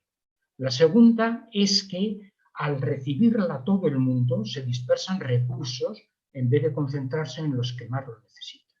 La tercera es que pueden generar incentivos perversos que la gente prefiera, entrecomillado, por el mismo precio, dejar de trabajar o de buscar trabajo. Y plantea a continuación, sin embargo, nos encontramos en circunstancias absolutamente excepcionales, millones de personas van a perder su empleo en España, muchos de ellos estarán cubiertos, pero otros no. Hay sectores que son particularmente vulnerables, como los autónomos, el empleo doméstico o los trabajadores temporales. Y cierra el artículo diciendo, existen evidentemente medidas de protección y asistencia en España muy desarrolladas. El Gobierno ha puesto en marcha un plan ambicioso para tratar de cubrir de una forma u otra a colectivos. Sin embargo, la activación de las ayudas es lenta, compleja y burocrática e inevitablemente muchas personas se van a quedar fuera de cobertura, o bien por falta de información o porque no cumplen algún requisito. Para muchas de esas personas, cada día que pasa sin poder pagar las facturas es un infierno. Una renta de este tipo, o sea, una renta básica incondicional, ofrece tres ventajas fundamentales. Es simple, inmediata y llega a todo el mundo. Se podría activar de forma casi automática. Cubriría a todos los que lo necesitan y ahorraría miles de horas de trámites y burocracia. En tiempos normales, el coste de asegurarse que recibe el dinero quien más lo necesita es asumible. Ahora, la inmediatez es esencial. Y por último, el modelo de renta básica de cuarentena, que a mí me parece más interesante, es el que hemos sacado es el manifiesto unitario entre la Marea Básica y la asociación Red Renta Básica. La propuesta es la siguiente. Se propone un modelo que dure desde el 30 de abril hasta final de año. Un modelo de 9 meses, que sea cubierto por el sistema fiscal español y que tenga estas 4 bases. Primera, que la Administración Tributaria Española, que dispone información de todas las cuentas corrientes, libretas de ahorro, etcétera, pasará a las libretas de cada persona, a las cuentas, etcétera, la renta básica que luego se dirá. Aquellas personas que no tengan cuenta, que las habrá, Bankia, que es un banco del Estado todavía, es decir, es un banco público, será el que abrirá cuentas para toda la gente. Segunda base, la renta básica se pagará a todas las personas que residen en España y que están empadronadas. Se abrirá un periodo especial para que los municipios apliquen las normas de empadronamiento, residencia real, que aplica el Ayuntamiento de Barcelona. Ahora ya esto es más sencillo porque en el Boletín Oficial del Estado de hace unos días ha aparecido que uno se puede empadronar en cualquier sitio, en una furgoneta, en un parque o donde le dé la gana. Luego el empadronamiento generará la condición de ciudadanía para tener la renta básica incondicional. Tercero, en el ejercicio 2021, todas las personas perceptoras deberán presentar la declaración del IRPF. De hecho, la hará como ya la hace en la actualidad la agencia estatal y en el caso nuestro las precocinadas estas que nos pasan las haciendas. Y último punto, antes del final del año se calculará una nueva tarifa retroactiva del IRPF con el cual la gente que no tiene derecho a la renta básica porque supera el valor, tendrá que pagar y el resto de gente no pagará. ¿Qué es lo que se cobraría como renta básica? 750 euros mensuales cada adulto y 150 euros cada persona menor, que es el 20%. Este es el modelo de renta que habíamos planteado desde siempre en la Asociación de Renta Básica y que la Marea también está de acuerdo. Entonces, este modelo realmente se podría implementar desde ya y la deuda no saldría una deuda desde ningún punto de vista como una deuda que le quedara al Estado, sino que fiscalmente en el año 2021 se aplicara, se sufragara. Última cosa que quería decir. ¿Qué nos vamos a encontrar? No nos vamos a encontrar con ningún modelo de renta básica incondicional. Nos vamos a encontrar con el modelo de, bueno, el de Podemos absolutamente descafeinado, ya no era muy bueno, pero el que firmó en el pacto para hacer la alianza con el Partido Socialista, pero pasado por el rodillo del señor Escrivá, ministro de la Seguridad Social. Va a ser un modelo como el que conocemos en Euskadi de renta de garantía de ingresos, pero peor. Es decir, a mí no me salía, cuando he estado mirando cómo va a ser el modelo, no me salía que nadie que cobre la renta de garantía de ingresos pudiera no cobrar esa otra cantidad que va a ser el ingreso mínimo vital.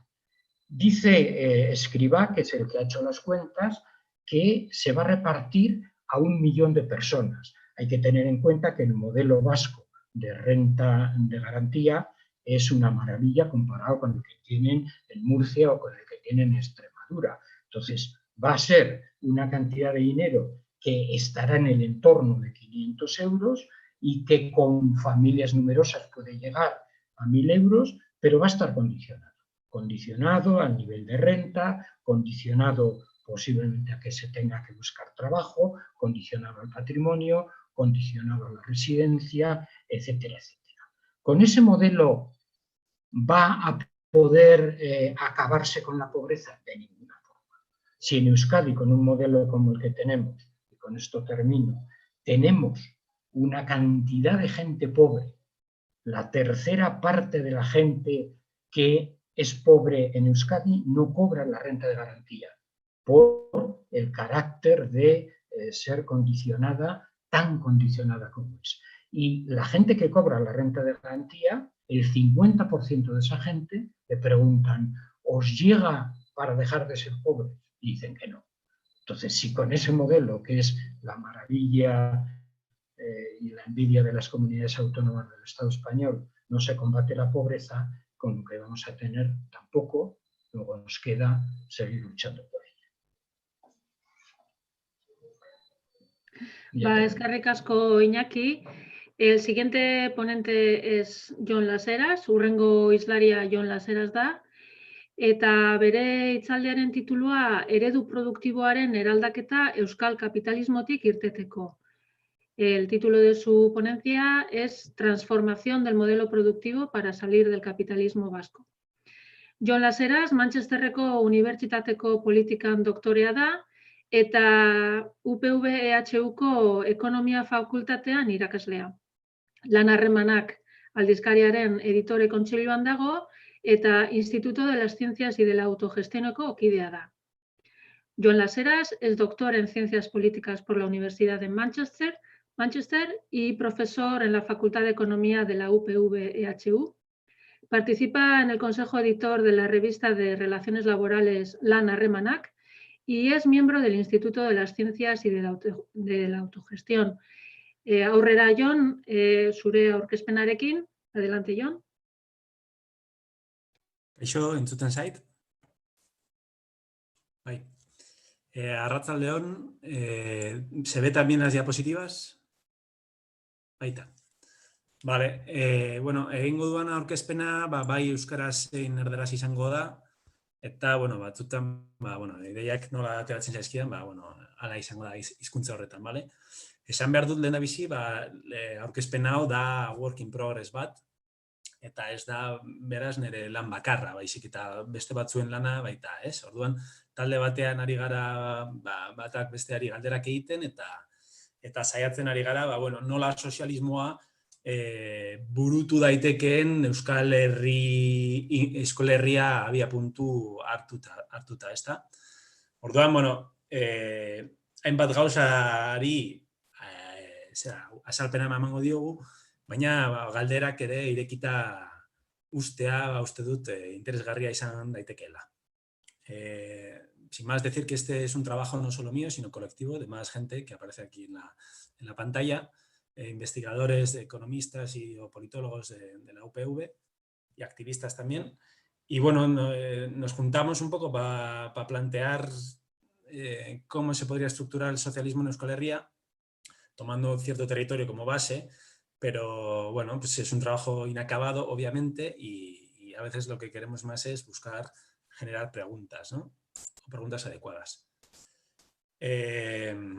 Orduan, nola altoratuko dugu pixkatola hitzaldia izango da, ze nolako arazo orokorra dakagun, eta nola kokatzen dugun gure burua erantzun batzuk emateko, eta zein nolako galdera zehatzak emango dizkiogu. Lehen da bizi, egingo dugu analisi kontestuala eta gero zein nolako proposamenak bideratu daitezen. Hala ere, ez dira oso zehatzak izango, lan gehiago beharko lukelako proposamen zehatzak egitea, ez? Básicamente la estructura de la presentación va a ser un poco un análisis contextual de cómo entendemos los problemas generales a los que nuestra sociedad se enfrenta y luego cómo intentamos analizarlos, ¿vale? Para luego, en el tercer punto, pues establecer ciertas dimensiones de lo que podría entenderse como socioeconomía vasca y primero analizaremos un poco contextualmente algunos datos macroeconómicos y luego intentaremos dar algunas propuestas. Los datos todavía no los hemos, o sea, son recogidos de informes varios y bueno, algunos también son nuestros, ¿no? De todas formas, no queremos, el objetivo no es, aunque va a haber bastante dato o algunos datos, no es llenar la presentación de datos, sino intentar darle un sentido político a los mismos, ¿no? No tomarlos como una objetividad ahí universal, sino problematizarlos para poder pues seguir adelante, ¿no? Orduan, Euskal, hemen, nola ulertzen dugu, ze nolako arazoak ditugun, ez? Euskal gizartean, ze nolako arazo estrukturalak ditugun. Guretzako elkartasun eza dagoela, hau da, merkatuaren berdintasunean ez garela berdinak, eta hortik abiapuntua hartuta, idiotak garela, ez? Hau da, publikoan ez gara murgildu nahi amankomunean, baizik eta esparru lehiakor bezala ulertzen dugu, ez? Orduan, elkartasuna merkatuan ez da agertzen eta lehiakortasuna bultzatzen dugu, ez? Gero ere, dakagu nahiko eskizofrenia soziala, ez? Lan pilo egiten dugu, baina ez dakigu zertarako, ez? Orduan, gaude hor, esplotazioa eta kontsumismoaren arteko borroka hortan, ez? Gero itxutasuna, naiz eta badakigula gure ingurumena zuntzitzen ari garela, ez dugu ezer egiten, ez dakigun nola aurre egin edo uko egiten diogu, baldera horri. Gero dakagu dominazio patriarkatu gisa, klase eta sexu zapalkuntza dakagu hor, eta baita arrasa eta enbat beste dominazio harremanak daude. Eta gero kulturalki esango gutxienez batzuk dakagu horrelako nora eza. Ez nola kultura bizi daitekeen eta nola sustatu baina inposatu, ez? Orduan zer, adibidez, euskara nola defendatu daitekeen edo defendatu behar den, baita galdera hori, ez? Oro har gurekiko eta bestenganako alienazioa dakagu, ez? Hori da gure arazo orokorra. Zer nahi dugu? Gure aldetik nahi duguna progresitate ekonomikoa, hau da, lehiakortasunean agertzen diren ezberdintasun horiek mugatzea gutxienez, baita merkatuak mugatu, zeren gaur egungo globalizazioan guztion artean egiten dugu zera borroka, ez? Eta azkenean, nola merkatu globalak edo lokalak sortu aldiren guztion zera babesa ziurtatzeko, ez?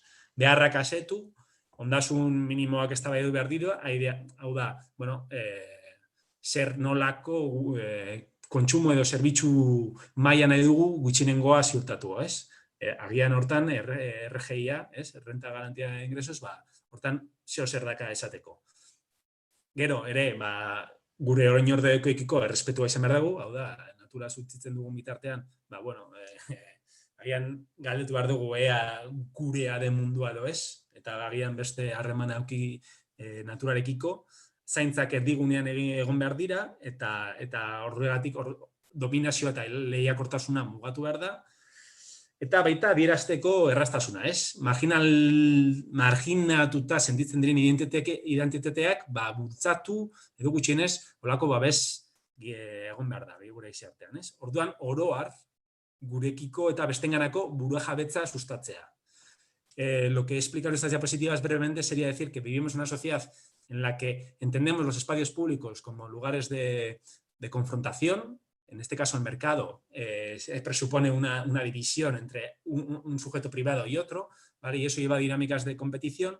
Tenemos una esquizofrenia social sobre trabajamos mucho, pero consumimos mucho, lo necesitamos o no, y a la vez estamos acabando con nuestro entorno y fomentamos relaciones de dominación, ¿no? Entonces, ante eso, obviamente, tenemos que intentar politizar esas dinámicas para quizás asegurar ciertos fundamentos sociales mínimos, ¿no? Gauza da, gero nola erantzuten zaio olako arazoei, guk esaten duguna da ikuspegi kritiko bat eduki behar dugula, ez? Iraultza sozialak ezin du bere olerkia iraganatik hartu, baizik eta etorkizunatik. Iraultza ez da hasiko superstizio guztiak alde batera uzten ditugun arte. Claro, lo que queremos decir un poco, y parafraseando un poco a Marx, es que no queremos, intentando problematizar el posible socialismo en Euskal Herria, no es esencializar posibles estructuras políticas que han existido en el pasado, que no estamos negando a aprender de ellas, ¿vale? Sino intentar entender por qué estamos donde estamos, ¿vale? Para que el futuro se nos abra de una forma diferente. Para eso tenemos que dejar de lado dogmas y, en este caso, supersticiones para intentar entender el futuro de una forma diferente, ¿no? No presuponer que tenemos la respuesta. Orduan, honek eramaten gaitu helburu estrategiko batzuk planteatzera, ¿es? Entonces, tenemos aquí una forma de entender la política, ya tenemos algunos objetivos estratégicos. ¿Se puede plantear Euskal Herria como una totalidad potencial? ¿Tiene sentido eso? ¿Y eso cómo nos posiciona con otros países? En este caso, España o la Unión Europea o China, ¿vale? Entonces, si entendemos que podemos intentar ir hacia el socialismo desde una perspectiva territorial, ¿cómo nos posicionamos a eso? ¿Qué tipo de estructuras políticas tenemos que desarrollar en este lugar?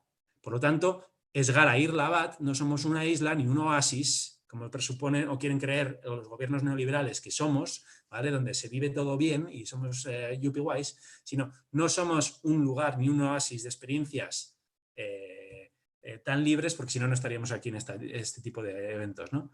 Entonces, bueno, zen nolako gai garen harreman ezberdinak sortzeko, ¿ves?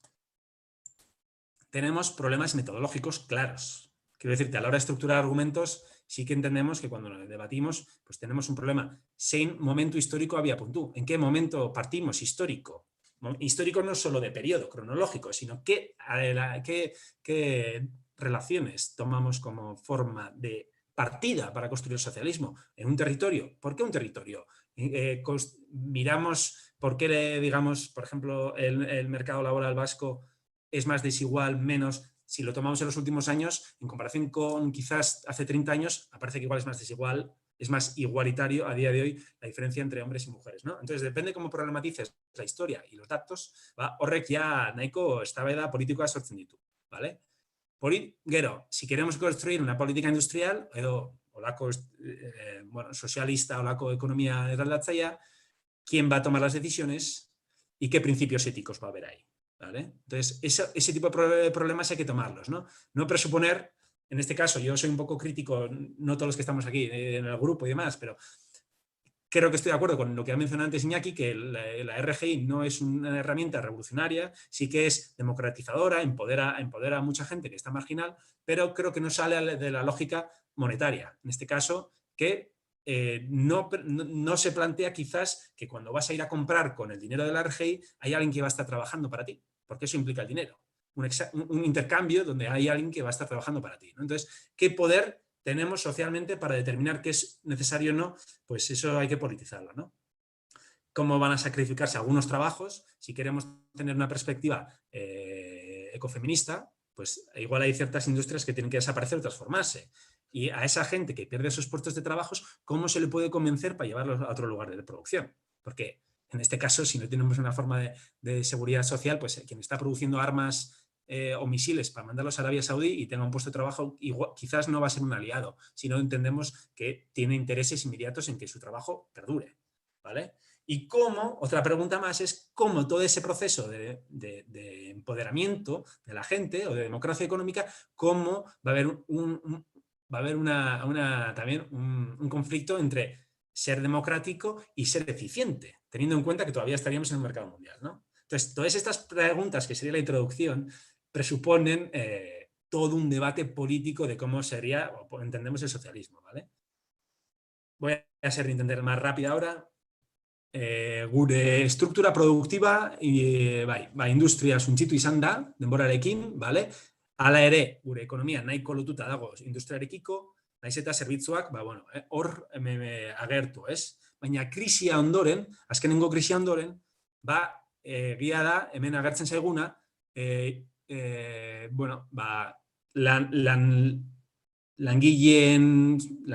lanaren sumitxiketa egon dela, batez ere industrian eta eraikuntzan, sektoretan, baina zerbitzuetan igo da lan kopurua, ez? Orduan, baina bertan egon da, adibidez, genero estrukturaketa bat, zerbitzuetan emakume gehiago egon dira kontratatuta, eta industrian gizonok galdu dugu lan gehiago, ez? Orduan, egon da, azkenen urtean, olako berrituraketa. Gure desenplegu maila nahiko altua da, Europarekin alderatuta, eta Nafarroa hori agertzen da baita jarraitzen dugu nola Espainiaren pixkat logikan, adibidez, eraikuntzan nahiko diru sartu zelako, eta bertan, orduan, krisi ondoren, lana eta aberastasuna suntzitu zelako, ez? Baina, desenplegu tasa altuak eta temporalitatea baita. Eta emakumeak, adibidez, temporalitatean bertan dakate arazo gehiago. Bitartean, gure estruktura ekonomikoa egia da, oraindik industriala da, beste Espainiarekiko alderatuta, adibidez, bagara, horrek eragina du, adibidez, gure emisiones de CO2.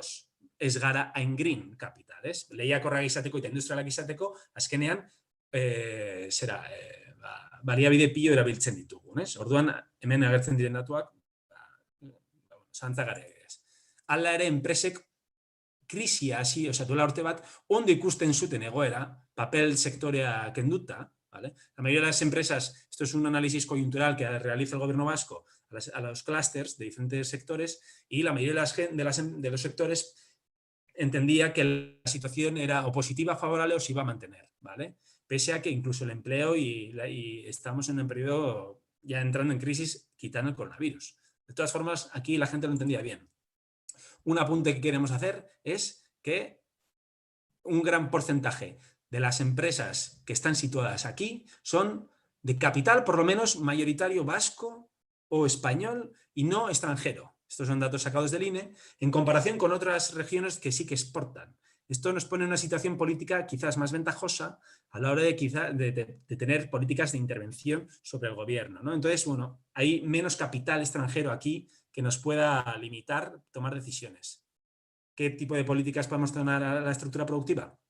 Mayor participación del gobierno para, en algunos casos, y no en todos los sectores, porque se nos podría ir de las manos, los problemas de descapitalización se reduzcan, es decir, empresas que porque obtienen menos beneficios, decidan irse al extranjero, pues si tú tienes intervención pública, puedes limitar esa capacidad de los capitales de introducir dinámicas de competición entre plantas, ¿no? Luego también nos serviría a la hora de redistribuir los propios beneficios empresariales. Si son públicos, seríamos todos los que nos beneficiaríamos de ello. También podrían plantearse formas de democratización de las relaciones laborales en la empresa, ¿vale? A través de cooperativas o la intervención pública para que cómo se organiza el trabajo también tenga una mayor incidencia por parte del trabajador, ¿no? Esto nos permitiría también reducir jornada laboral y quizás posibilitar pues mayor tiempo para, por ejemplo, dedicarlo a la rotación de tareas que podría ser el cuidado, ¿no? Colectivizar los cuidados. Bueno, en esta estructura se podría intentar potenciar sectores que requieran un gran capital añadido o que produzcan mayores tasas de productividad, que sea verde o ecológico, que se pongan ciertos criterios, y Morea, pues otra vez estamos hablando de los cuidados, ¿no? Esto sobre la industria. Vamos a ir rápido un poco a cómo estamos en competición con el resto de territorios. Entre 1979 y 2011, nuestra apertura a la economía aumenta. Hau da, gure ekonomia Europar Batasunean sartu ginenetik askoz eta globalagoa da. Hau da, 2011 urtean 74%, 1979 alderatuta bikoiztu egin da. Gaur egun uste dut handiagoa dela, ez dakagu datuak, baina gure posizioa ere beste lurralderekiko hasieran hor ikusten da behan, eskerrean, zein kompetitiboa ginen, importazio gehiago genituen esportazio baino. Baina denborarekin garatu dugu estruktura produktibo nahiko lehiakorra eta importazioak baino handiagoak dira. Hau da, Euskal Herrian sartzen da diru gehiago irtetzen den baino, merkatuaren arira. Ez dugu oraindik aztertu mugimendu finanziarioak, baina egin behar dugu. Baina, entonces, tenemos aquí una evolución de la competitividad vasca como territorio contra otros territorios de positiva. Es decir, nosotros somos capaces de exportar más que importamos. Según qué teorías económicas, podemos decir que incluso exportamos desempleo a otros territorios. De todas formas, antes de la crisis, el balance debido al boom inmobiliario era negativo y hubo un reajuste. Aquí tenemos que las importaciones en la línea naranja estaban subiendo. Hubo un reajuste sustancial y otra vez volvimos a estar en saldo positivo. ¿Cómo? Reduciendo salarios. La participación de salarios sobre la distribución de la renta se ha reducido tanto en Euskal Herria, en Euskal Herria total, ¿vale? La EAE, y en Nafarroa, ¿vale? Tenemos aquí datos. Yo os puedo pasar, si queréis, la presentación. Sí que es interesante decir que, en comparación con el resto de territorios de España, tenemos una posición de superávit con respecto a España, es decir, exportamos más que lo importamos respecto a España y respecto al mundo, ¿vale? Igual le ocurre en Navarra. Pero antes de la crisis teníamos que, abajo tenemos Euskadi, ¿vale? Uchienes Dakawor, teníamos un saldo positivo con el mundo y con España pareco, ¿vale? Parecido. Es decir, exportábamos tanto a España como al mundo de una forma similar. Pero después de la crisis había una reestructuración y nos hemos ido al mundo. Es decir, dependemos ahora mismo de exportaciones menos que lo dependíamos antes de España. Eso había una reestructuración. ¿Cuáles son los sectores que más producen? Metalurgia mayormente y maquinaria, ¿vale?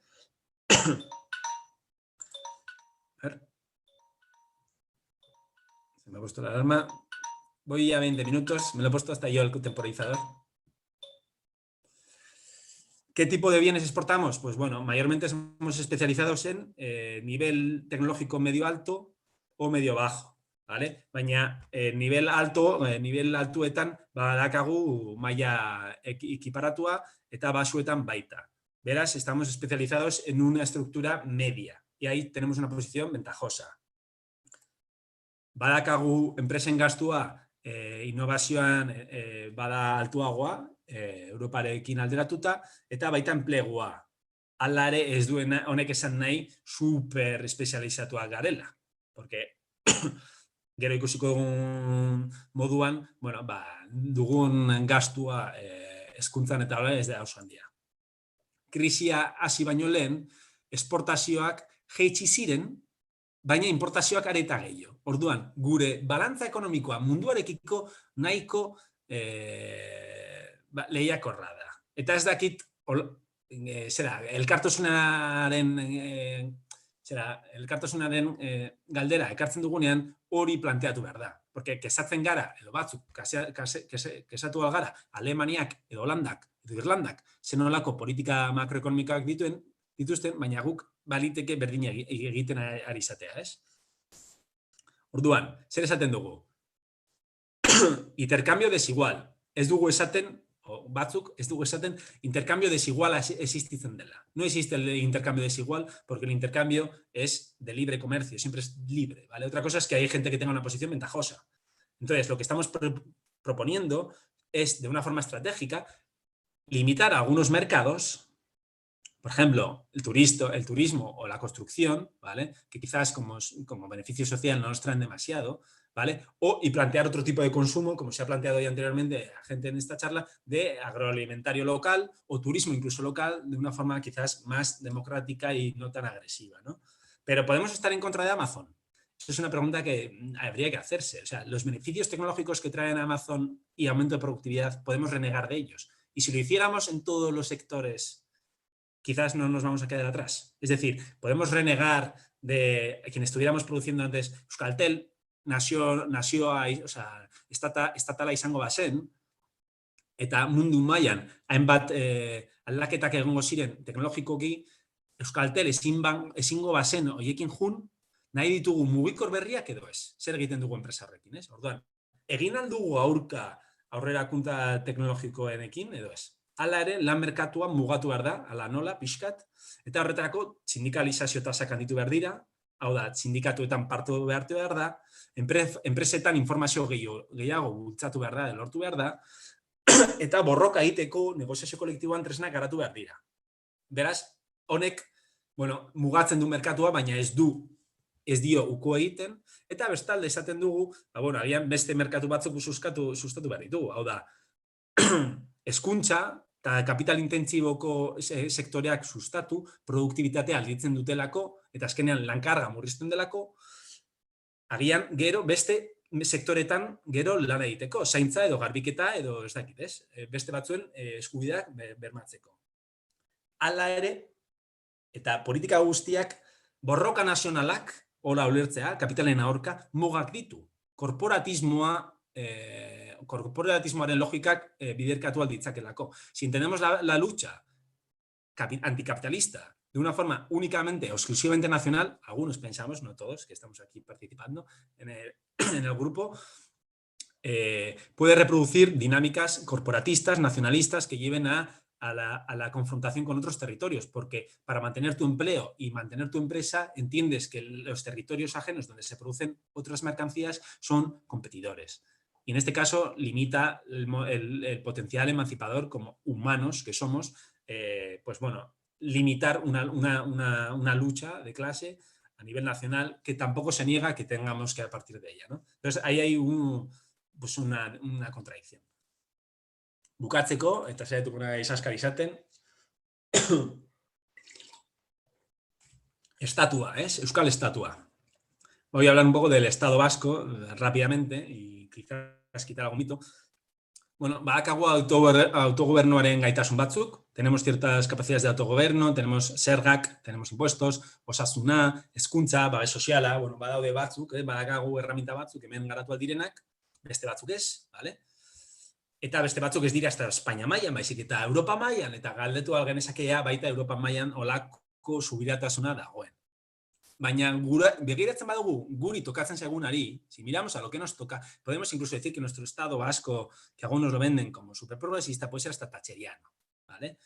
Y que no nos embaramos tanto de dinámicas de especialización o de dominación que ocurren en España o a la Unión Europea, donde nos hemos integrado pues todos voluntariamente, aparentemente, ¿no? A través de ciertos referéndums. Entonces, la presión fiscal que existe en Euskal Herria con respecto a la Unión Europea o respecto a España, aquí no tengo datos de España, pero es inferior, sustancialmente inferior. Es decir, no se ponen tantos impuestos, y no tengo aquí las tablas, pero no se ponen tantos impuestos sobre las rentas, sobre las ganancias de capital, y esto no posibilita las transferencias que pueden limitar las dinámicas de competición, o por lo menos redistribuir, ¿no?, los beneficios. Entonces, en Euskal Herria no hay muchos impuestos y, en todo caso, tiramos más hacia el paraíso fiscal que a un Estado progresista. Y teniendo en cuenta que si exportamos más de lo que importamos, podemos decir que incluso ponemos menos impuestos aún vendiendo más, ¿no?, que nos aprovechamos de otros territorios. Entonces, bueno, ahí tiene que haber unas peleas de cómo intentamos generar más estructuras solidarias aquí y hacia afuera. Se puede ver hacia la gráfica de abajo cómo, en todo caso, se reduce el peso de las funciones propias del PIB. Habría que intentar entender que cuando se calculan los gastos del gobierno vasco, y aquí no está, también tenemos el Estado español y europeo operando en nuestro territorio. Y cuando analizamos las cosas, habría que problematizar de también qué nos corresponde y calcularlo mejor, que es español, digamos, pero que también nos corresponde, ¿no? Hala ere. Gasto en salud pública, ez? Zenbat gastatzen dugu hemen osasunan? Ba, bueno, berdean eskuinen ikusten bezala, Europar mailaren, baina, Gresiatik atzetik, Gaos, Bulgariaren atzean, Irlanda, Estonia, Malta, Lituaniaren atzean, Portugal, eta hala ere gure renta per capita handiagoa da. Beraz, gastu gehiago egin zen, eta gainera pandemiarekin lotuta, gai izan beharko ginateke agian gutxienez proportzionalki erantzun hobea emateko, baina badirudi hemen ez ditugula olako gizarte babesa bultzatu nahi, ez? Edo gutxienez gobernuak ez duela lan ona egiten besteen alderatuta. Hezkuntzan baita. Hau da, hemen gastatzen den hezkuntzan dirua oso txikia da, eta ni irakasle gisa esan dezaket laguntza gutxi ditugula ikerketa egiteko. Eta hau, azkenean, esan dezakegu nahiko herri modernoa garela, baina gero, langileok ez dugu hori azkenean ikusten, ez? Batez ere ikusten badugu, zein den gure ekonomiaren hezkuntzaren karga, gutxira doa, ez? Zein da evolución del gasto público en el PIB? Gara, Europarekiko, gaude beste maila batean, hau da, gutxio gastatzen dugu, eta bitartean gainera gastuak murrizten ditugu. Ez ditugu handitzen. Orduan, dinamika nahiko latza da, ez? Euskararekiko, nola euskara sustatu alda? Hemen dakagu ere presupuestado, edo zenbat dirua eman behar zen, baina gero zenbat diru gastatzen zen urteo euskara mermatzeko edo sustatzeko. Eta 2009 baino gutxio, 20 milioi euro gutxio gastatzen ditugu euskaran, eta batzuen aburuz, 20 edo 30 milioi eurokin gehiago euskara ikastea doan izan alzen Euskal Herrian. Orduan, zergatik ez dugu dirua sustatzen olako politika egiteko? Hau egon behar da hor eztabaida mailan, ez?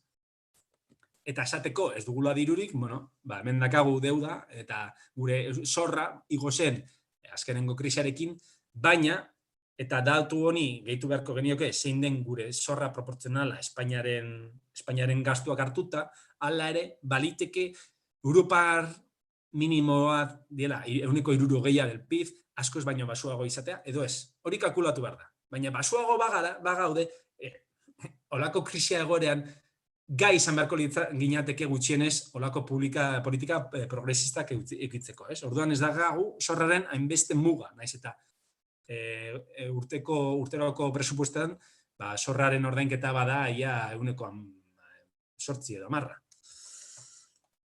Beraz, bukatzeko, erdiezinezkoa egiten zaigu sozialismoa aurre ikustea, porque nola ulertu dezakegu demokrazia ekonomikoa, edo baita beste logika olako mundu hain konplexuan, zaila egiten zaigu. Baina politika progresistak edo eraldatzaileak burujabetza sustatzeko egin behar dela ulertzen dugu ziur. Ongizate politiko publikoak bultzatu behar dira Euskal Herri mailan, tatxerismo hori Hortaz, irtetzeko, orduan, hobetu ulertu behar dugu gure estatuaren egitura, zen nolako gastuak egiten ditugu, eta presio fiskala igo beharko zen, horretarako, hau da, asko dutenek gehiago ordaindu dezakete, eta gastu sozialak eta kulturalak handitzeko aukera badago. Hala ere ezin genezake esan ez dagoela mugarik hortan, ez?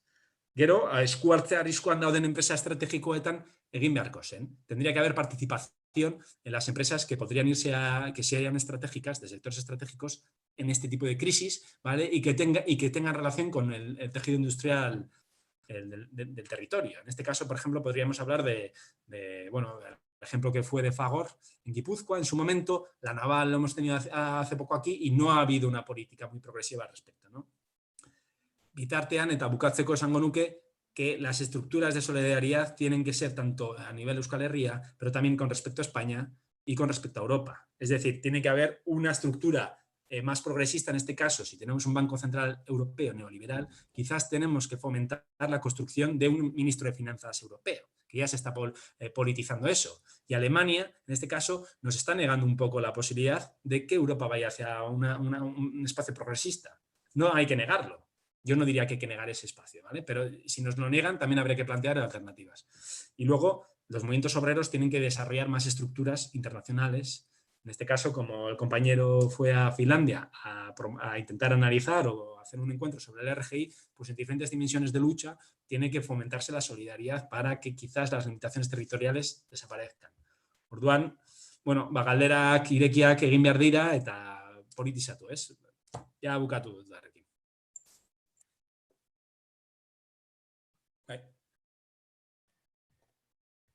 Piskat busatu naiz. Bai, eskerrik asko, Jon. Orain zuen galderei paso emango diegu, eta horretarako gure kide den Alfonso Kañok hizlari bakoitzari zuzendutako galderak multzokatu ditu. Ahora daremos paso a vuestras preguntas y para ello nuestro compañero Alfonso Caño las ha agrupado y se las presentará a cada ponente en el orden en el que han intervenido. Aurrera, Alfonso, nahi duzunean. Bai, arratsaldeon. Lehendabizi, eskertzea guztiek eman duten argitasunarekin eta ditugun galdera batzuk saiatuko naiz multzokatzen eta ordenatzen bakoitzari taldeka planteatzeko. Beraz, hasiko naiz Miren Arangurenekin. El primer bloque va para Miren con lo siguiente. Alde batetik, batzuek buelta ematen diotela público comunitario kontzeptuari. Digo que algunas se refieren un poquito o giran en torno a la cuestión público-comunitario de los cuidados que has planteado. Beraz, nola ikusten duzu, nola lor liteke zeinketen sistema publiko baten eta erantzunkidetasun komunitario baten arteko artikulazio ona, bi oreka hori, eta ia beste alde batetik, ia ezagutzen duzun edo esplikatzeko historikoki eman diren adibide egokiren bat zaintzen lanen kolektibizazioaren inguruan. Alexandra Kolontaik joan den mendean proposatzen zituen ariari jarraituz. Un poquito en la línea de lo público comunitario, ¿cómo podría lograrse una buena articulación entre un sistema público y una corresponsabilidad comunitaria de los cuidados? Y desde una perspectiva más de carácter histórico, es un apéndice en relación también con lo anterior, a ver si conoces o nos puedes presentar muy brevemente alguna experiencia adecuada de carácter histórico, de colectivización de los cuidados, un poquito, que plantea la pregunta remontándonos a la referencia de Alexandra Kollontai en siglo pasado. Eskerrik asko. Bueno, empia oso galdera errexak, baina Bueno, nik esango nuke eta horregatik planteatu dut galdera gisa bai zaintza sistema publiko baterun jun behar dugun edo norun, ez? Jun behar dugun benetan esaten nahi geanean zaintzak erdigunean jarri behar ditugula edo behintzat zaintzak demokratizazio prozesu batean jarri behar ditugula. Eta zergatik planteatu dut galdera bezala, gaur egun publikotasuna edo publikoa dan hori badakigulako zeinen menpe dagoen eta erakunde publikoa gaur egun momentu honetan behintzat datzagunak direlako guztiz misoginoak eta beste ezaugarri pila batekin, ez gehiegi gustatzen edo ez dutenak behintzat asetzen ez dut datzagun aldarrikapen. Horregatik leheno komentatzen nuen, erabaki ahalmena eta politika publikoak diseinatzeko ahalmena ez dagokiola bakarrik erakunde publikoetan gaur egun ordezkaritza duten alderdi batzuei edo pisu desinte dazkaten teknikari batzuei baizik eta eragile politiko, sozial eta ekonomikoekin partekatu behar dela egia. Bizitza gertatzen den eremu guztiak artikulatzen dituen eredu bate izan beharko lukela iruditzen zaigu guri, ez? Zentzu horretan iruditzen zaigu komunitateak gaitu behar gaitasunak beharko genukela, ez? Politika eskatzaileak martxan jartzeko eta era berean baliabide eta bitarteko publiko hornitu beharko liratekela adibide bat jarriko eta iruditzen zaigu gauza txiki bat igual izan daitekela, baina ametxek leheno komentatu du, ez? Gauza txiki asko osatu ditzaketela iraultza handiak ere bai. COVID-19 krisia abiatu zenean, zenbait herritan planteatu ziren zaintza sareak, bai? Eta zaintza sare horietara lotu ziren herritar pila bat, mugimendu sozialetan artikulatuak zein antolatu gabeak. Eta zenbait herritan udaletxeetatik, bai, eta martxan jarri eta zerbitzu sozialetatik, erabateko babesa eman zitzaien, ez? Bertan sortu zian asanbladak eta proposamenei, aterabide publiko bat ere edo baliabideak ere jarri zian horren mesedetan. Horiek nik ezagutzen ditut, Gipuzkoan batzuk, ez? Guretzat igual erreferentziazkoa, Hernanin edo Azpeitin edo delako herri batzuetan garatu dienak. Ez bezala Zarautzen, ez? Zarautzen ez sare bate montatu hasi ginen, udaletxeak Twitter bidez eta sare sozialetan desprestigiatu zuen eta gainera bere zerbitzu batzuk ez martxan jarri zituen erreferentzia bakarra izateko instituzionala eta ez herritarra. Orduan, nik zentzu horretan galde egiten dut, ero ez nabil hausnartzen zer nolako sistema beharko genuken. Eta horregatik esaten nuen, errotua egon behar dula tokian, errotua egon behar dula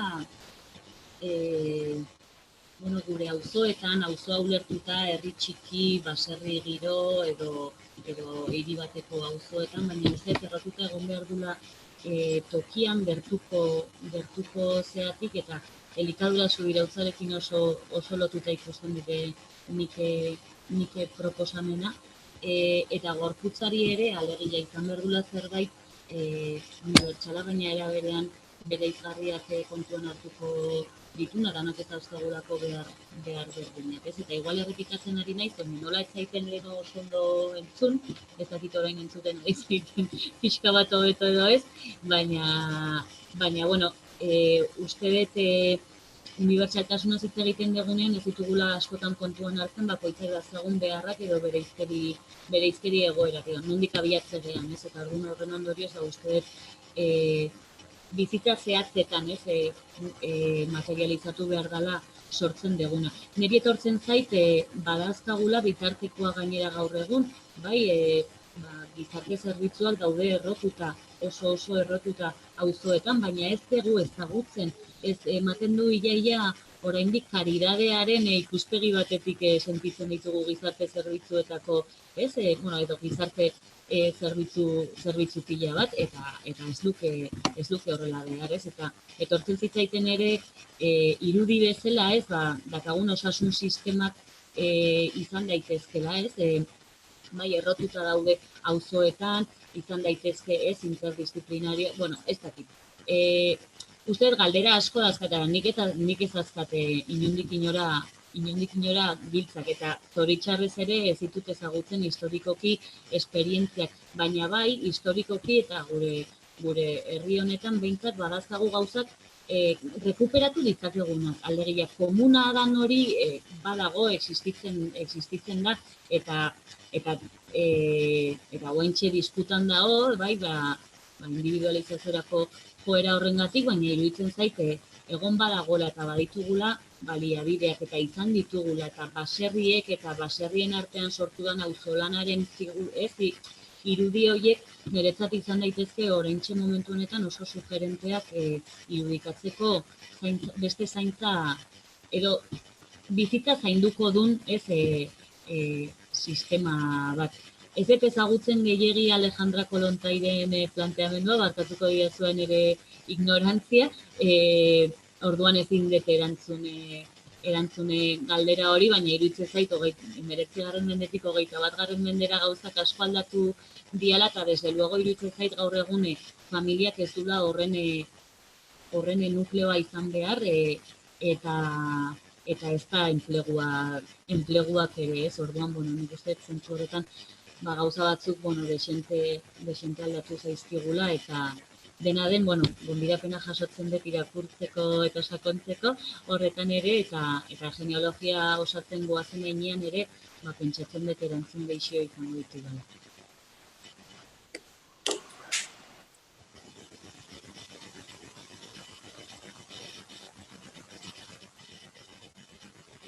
Eskerrik asko, Miren, orain Iñaki Uribarrentzat, hainbat galdera, zailak josteko, baina saiatuko naz ere. Para Iñaki Uribarri hay algunas cuestiones, algunas tienen relación con, voy a intentar ordenarlas, con el proyecto gubernamental que Podemos parece que lidera y van en relación a esto, a ver si podrías especificar algo más lo que puedas saber, aparte de lo que se ha publicado en la prensa. Y luego, si también hay quien plantea, si ves algún tipo de problema, algún peligro de que la extrema derecha se apropie del discurso de la renta básica, ligándolo solamente a los autóctonos, un poco al hilo de su discurso habitual. Y luego, en última instancia, aunque te pido un poquito de brevedad para las respuestas, es un poco contradictorio, sobre todo has desarrollado tu intervención en torno a una renta temporal y a ver cómo ves la posibilidad de una renta que abra paso más a una sociedad de ocio, que desacralice el trabajo, que nuestra sociedad está, digamos, en estos momentos en el centro. Es que ricas, Iñaki. Sí. El proyecto del gobierno, la verdad, sobre el ingreso mínimo vital o renta mínima vital, no sabemos ni siquiera el nombre. Lo que conozco es lo que se ha publicado en público, en el mundo, que parece que les han filtrado algo, pero hasta que no lo veamos en el boletín oficial del Estado, yo creo que hay que tener mucho cuidado, sobre todo con las cosas concretas. Entonces, lo que son las grandes líneas, esas sí que las conocemos. Y las grandes líneas son, se trata de un ingreso mínimo vital condicionado. ¿Cuáles van a ser los requisitos que los condicionan? Van a ser, Primero, requisitos de hogar. No va a ser un ingreso mínimo individual, sino que va a ser un ingreso de hogar. Claro, de hogar no quiere decir de vivienda, sino quiere decir de unidad de convivencia. Cuando en Euskadi hemos tenido las enormes dificultades con Lanbide sobre cómo la renta de garantía se ha ido interpretando cada vez más diferenciada de las viviendas, teniendo en cuenta que en una vivienda puede haber distintas unidades de convivencia, distintos hogares, personas que conviven. Eso es un follón que yo no sé cómo lo van a arreglar a nivel estatal. No sé cómo lo van a arreglar, porque además en lo que aparece en la prensa han contactado mucho y les ha asesorado mucho Lanbide, claro, lo cual pues todavía será más complejo. La segunda condición va a ser la condición de la renta. La condición de la renta va a ser de la renta que pongan como ingreso mínimo vital. Es decir, que si ponen 500 euros para un hogar de una persona, para entendernos, y luego le van a poder ir sumando distintas cantidades por el resto, con esos 500 euros llegamos justo al 40% del umbral de rentabilidad, del umbral de pobreza. Es decir, que estamos en una situación de que no se cubriría nada más que la pobreza más severa. Tendría que entrar el empadronamiento, tendría que entrar la edad. La edad aparece, esto me extrañó mucho, yo creía que iban a bajarla, pero claro, ha funcionado la de Euskadi, para entendernos. 23 años por abajo y por arriba 65 años. Lo de 65 años es curioso que aquí lo hemos salvado porque aquí la renta de garantía también es para gente mayor de 65 años, pero a nivel estatal no. ¿Por qué? Porque como dependerá de la seguridad social, que quien va a pagar esto va a ser la seguridad social, aunque con dinero de los presupuestos, pues la seguridad social dice mayores de 65 años deben de pedir pensión contributiva. Y la pensión contributiva pues es una pensión la más baja, vamos, la más baja, la de una persona sola son 399 euros, 400 euros. Entonces, todo esto al final se traduce en los datos siguientes. 3.000 millones de euros es lo que se va a gastar al año la seguridad social en el ingreso mínimo vital. Y dicen que va a poder cubrir 1 millón de perceptores, que serán 1 millón de hogares perceptores, digo yo. Si echas esa cuenta, te sale que le darán 3.000 euros al año a cada hogar perceptor, dividido entre 12 meses, 250 euros. La verdad es que es una situación de mantenimiento de la pobreza total. Y en Euskadi, ninguna persona, desde mi punto de vista, le va a salir esto favorable. A quien sí le va a salir es al gobierno vasco, porque el gobierno vasco lo va a pagar con el cupo 6,25, 187 millones, y se va a ahorrar más que esos 187 millones que pagará. Además, en el 2021 se va a ahorrar más porque lo va a descontar de su RGI, que son 694 euros por una persona. Segunda pregunta, ¿la extrema derecha puede hacerse con la hegemonía de la idea de la renta básica? Pues vaya usted a saber, desde el punto de vista ideológico, el mayor problema que tendría sería el del empleo. Porque si no, una renta básica, que desde luego no fuera universal, pero sí una renta básica para quienes no son, o sea, para la gente autónoma, para la gente nacional, quitándose de en medio a toda la gente inmigrante, yo creo que sí, que podría hacer una cosa de estas. En el Estado francés lo han pensado, lo han trabajado y no tendría por qué ser una consigna que no la tuvieran en consideración. Pero el tema del empleo es un tema difícil de encajar si no lo ponen como condicionalidad. Y lo último, claro, yo no he querido hablar de la renta básica incondicional, clásica, la que siempre hablamos, ¿no? Porque ahora me parece mucho más actual esto. Pero la pregunta por donde sí me llega mucho es por cómo se puede hacer compatible la renta básica incondicional, que es desde el punto de vista humano, solidario, una medida que está en el primer lugar de los seres humanos, porque antes de facilitarle empleo a alguien, hay que facilitarle la vida. La vida es anterior al empleo, y mucho más en una sociedad capitalista, que el empleo normalmente ataca la vida en muchos casos. Dices, ¿cómo los sindicatos, la mayoría de los sindicatos vascos, no defienden una renta básica por encima del empleo? Por encima del empleo, diciendo, si resulta que no le podemos dar a la gente empleo, démosle por lo menos una renta básica y veamos cómo el empleo lo trabajamos con reducciones de jornada, con todo lo que sea, etc.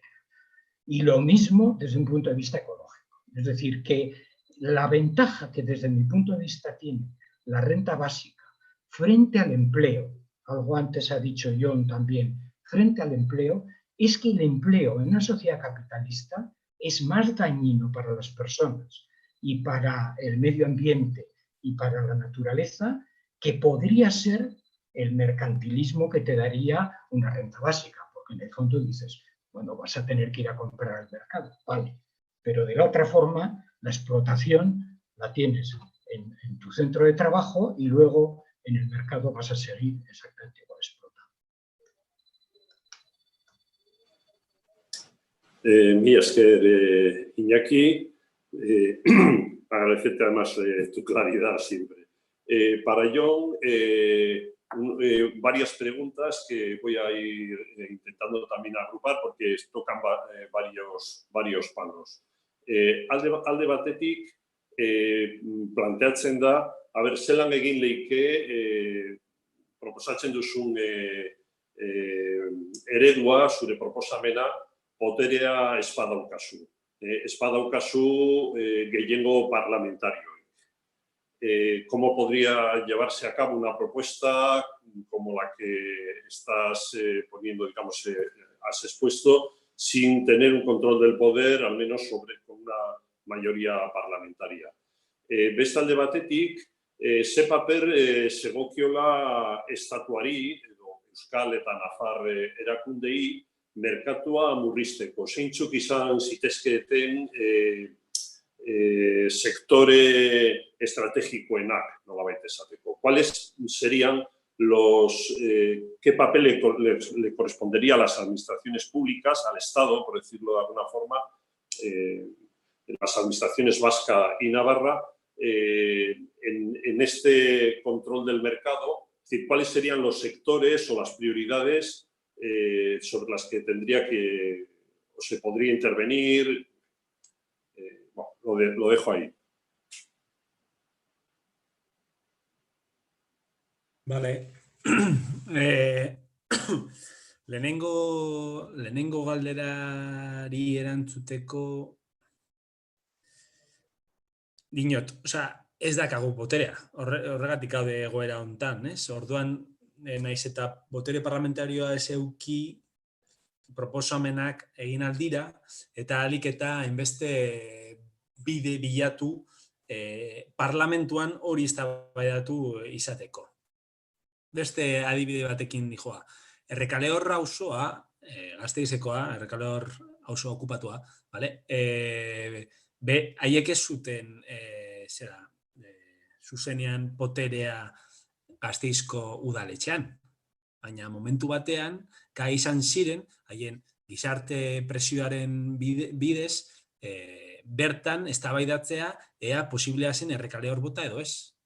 Orduan, naiz eta kanpoan egon, ez du esan nahi barruan daudenek ez dute zure postua hartuko. Eta haiek azkenean 4 urtero behar dute gure bozkak, ez? Orduan, bueno, eztabaidatzen badira gauzak edo ahalik eta esparru gehien poterea garatzen bada beste moduetan, bai diskurtsiboki, bai antolakunde modu, parlamentua hartu daiteke zeharka. Eta naiz eta parlamentua hartu, naiz eta dinot, zuk edo nik nahi dudan partidua bertan egon, ez du esan nahi gero poterea aukiko dutenik. Beste dinote, errealitatea ez banatzeko. Negoziazio kolektiboan, zuk legediak sinatu aldituzu. Sindikatuek sinatzen dituzte hitzarmenak. Eta hitzarmen hauek, dinot, sektore handikoak adibidez, metaleko sektorea. Metaleko, Bizkaiko sektoreko hitzarmena, edo Gipuzkoakoa, Arabakoa, edo zein sektorea, restaurazioan. Sindikatuek sinatzen dutenean, legedia da. De hecho, parlamentuak ematen diaiei poterea olako langileen lan baldintzak mugatzeko. Horrek ez du esan nahi gero gertatuko denik. Orduan, formalismo hori, dinot, hainbeste poterea ematea parlamentuari banatzen gaitu. Ematen zaio potere gehiago bertan dagoenari naiz eta agian gero berak egiten duena ez gertatu. Orduan, ez dut uste bakarrik parlamentua hartu behar denik, dinot. Gauzak bideratzeko. Eta hainbat dimentsioetan garatu, eta horiek, adibidez, Euskal Herriko gizarte kartak, horrek muga batzuk jartzen ditu. Líneas rojas, jartzen ditu, gero, ea nork hartzen dituen, gero, badaude gizarte mugindu pilo eta sindikatu pilo horrietara atxiketzen direla, badira ez dakitzen 1000 pertsona nahi dutela hau eztabaidatu izatea. Beraz, ea norka erosten duen gero, ez? Eta bitartean gu antolatuko gara. Eta bigarren galdera, ¿qué sectores? A ver, hau, eta nik esango nukena da, ez dago lehen nabiz, ez nuke esango, eta hau dago lotuta hortikan ikusi dut nola lortu dezakegun, eta ze harremanak eduki ditzakegun Euskal Herria beste herriekiko, nola izan gaitezken sozialista eta nola antolatuko gara. Uste dut gizakiak gisa garatzen badugu gure ekoizpen gaitasunak, naiz eta sektore bat hartu eta gure indar guztiak horra bota, dinot, nik esango nuke, gaur egun esango nuke automozio, edo, gure industria, azkenean, metalgintza, dakagu, komponentes metalikos, eta hori. Orain dakagu, arazo, neko, handia, eta izan daiteke, hori, dieseleko motoreak, edo guk egiten ditugun motoreak, hori desagertzea, Txinak green capital honen bidez, olako aposto egitea. Gai gara gu herrialde mugatu bezala gure errekurtso osoa bateratu eta horretara bideratu, eta gaizki ateratzen bada postua, eta gero agertzen bada beste herri edo enpresa bat, eta gai bada fusion nuklear. Ez fision, baizik eta fusion nuklear garatu Frantzia, eta sortu albaduzu, ez dakitzen nolako energia ekosteko movida, eta ja ez dira guk ekoizten duguna behar, utziko gaitu modu nahiko latzen. Orduan, bai, apostuak egin aldira, baina beti egon behar gara bestearekiko olako eskuzabalak izan, ez. Bestela, merkatuan galdu dezakegu, ez. Petronor dakagu hor. Petronor monopolioa badu zonaldean, hartuko nuken Petronor. Ez dakitzen bat, gaur egun ez dakit nola dagoen jabetza antolatuta, baina nik, saietuko nintzake hori hartzen. Baina Venezuelak zer egin zuen. Hartu petrolio guztia eta pentsatu hori beti egongo zela presio batean, eta ikusi da, nola ez. Baina Petronor hartuko nuke, eta gero hainbat enpresa, La Naval edo beste batzuk, garrantzitsuak dira, eta enplegua ematen duten bitartean, momentu batean gutxienez hor sartzea, provisionalki gutxienez, kapitalisten poterea mugatzeko, ez? Hala ere, nahiko provisionala izango zen erantzun hori. Gero, bestalde esango nuke, eztabaidatu nuen nire ekideekin, subiratasun agroalimentarioa, nik ez dakit, ez dakit nola antolatu daiteken, aldetu nien zein den gure subirortasuna, gure lurraldean, eta gaur egun uste dut ulertu nuen 5% edo 10% zela. Guk ekoizten duguna eta guretzako dena, edo zen gai garen gu azetzeko gure beharrak dugun lurraldearekin eta ekoizpen mailarekin. Esango bagenu, nahi dugu gure janari guztia gure lurraldeatik eterroi. Nik ez nago horren aurka, nik ez nago kilometro zeroen aurka, ez nago aurka, baina dinot. Gai gara gure gizarte industrial lan hori egitea dugun esparruarekin, posiblea da, dinot. Osea, zenolako teknologiak sortu beharko genituzke eta hain green esango dira Bilbao asetzeko, ez dakit, baina hori plantatu behar da modu kritikoan, porque gaur egun dependemos. Orduan, olako erantzun zuzenei bakarrik, pixkat, beste puntua ere atera behar da, uste dut erantzun hobeak emateko. Bestela, saiatuko gara gure janari burujabetza handitu. Zenbat, dinot, ez dakit, baina zenbat orduan baso ustiatu beharko genituzke, aria egiteko, ez dakit, horreko galderak egin baritugu.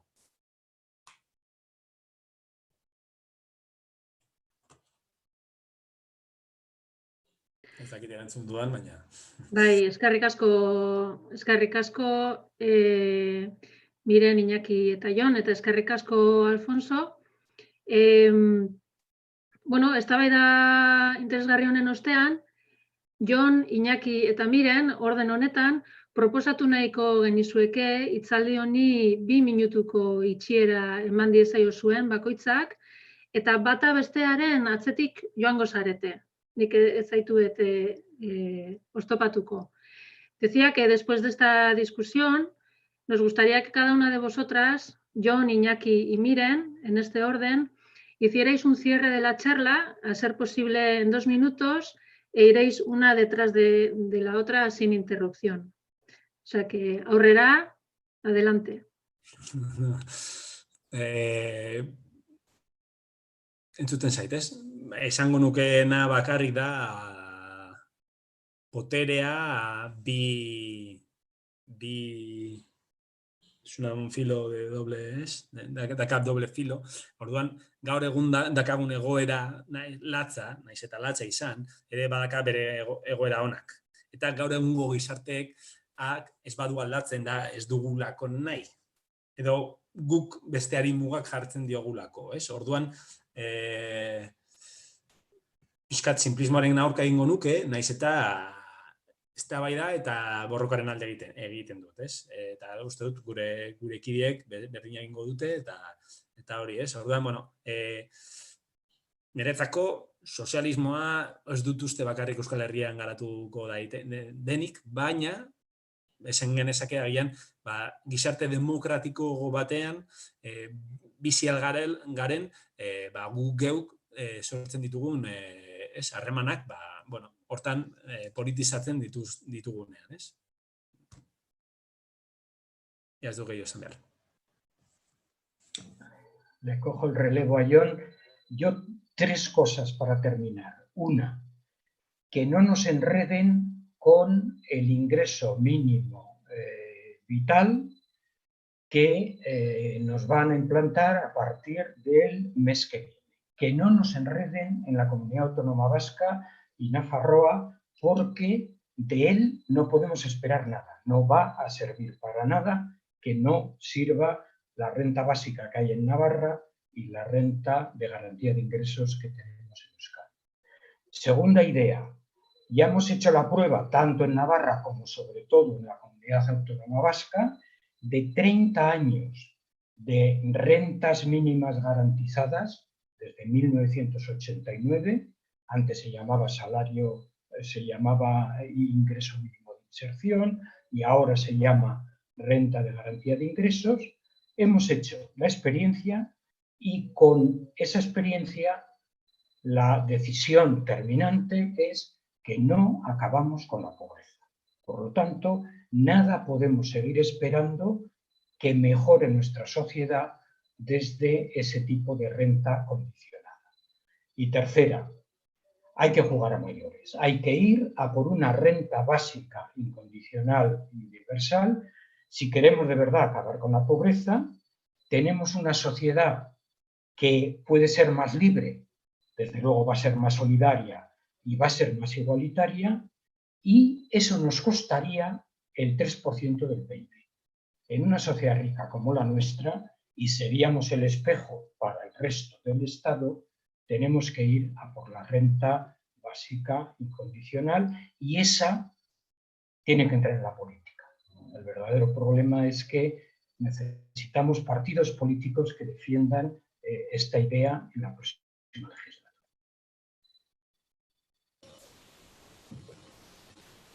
Vale, bueno, nik hasteko esan ezin dugula aukera ugaltzen utzi, argi dugu ez dugula ezagutu dugu normaltasun horretara bueltatu nahi eta jarraitu behar dugula amesten, elkarlanatzen, hausnartzen elkarrekin, gure eguneroko hori despatriarkalizatzeko eta deskolonizatzeko, eta uste dut gure praktiketatik hasi behar dugula, gure egunerokotik eta gure eragiletan dauzkagun praktika horietatik. Uste dut oso garrantzitsua dela, nor egin dugun bezala beste eremu batzuetara ere zabaltza, alegia mugimendu sozialen arteko elkarrizketa hori horretan jarraitu behar dugu, eta osasun krisi honek azkartu dituen egoeretara ere nola egokituko gean pentsatzen behar dugula, alegia nola artikulatuko gara, nola mobilizatu, nola kanalizatuko dugu haserre hori eta gure proposamen politikoak ere.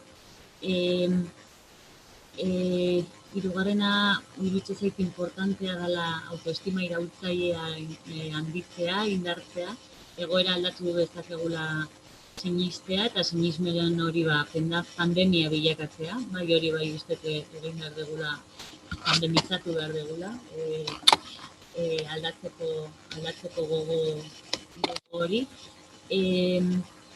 Berartzen ditut Jaio Herrerok planteatzen dituen galdera funtsezko batzuk zuei botatzeko edo uste erantzuten hasi behar dugula zeintzuk dira guztiontzat bermatu beharreko beharrak, zer da produzitu behar duguna eta zein diran sozialki behar ditugun lanak. Uste agerian gelditu da COVID-19 krisiarekin zenbait gauza, zenbait erantzun eman dizkigu krisi honek, baina jarraitu behar dugu hori erantzuten eta konstiente izaten zaintzalanen inguruko aldaketek sistema osoa aldatzeko palanka bat izan daitezkela, sekulako potentzialidade politikoa dula zaintzalanaren inguruan ez bakarrik hausnartzea, baizik eta proposamen praktikoak eta materialak gauzatzen hastea, eta beraz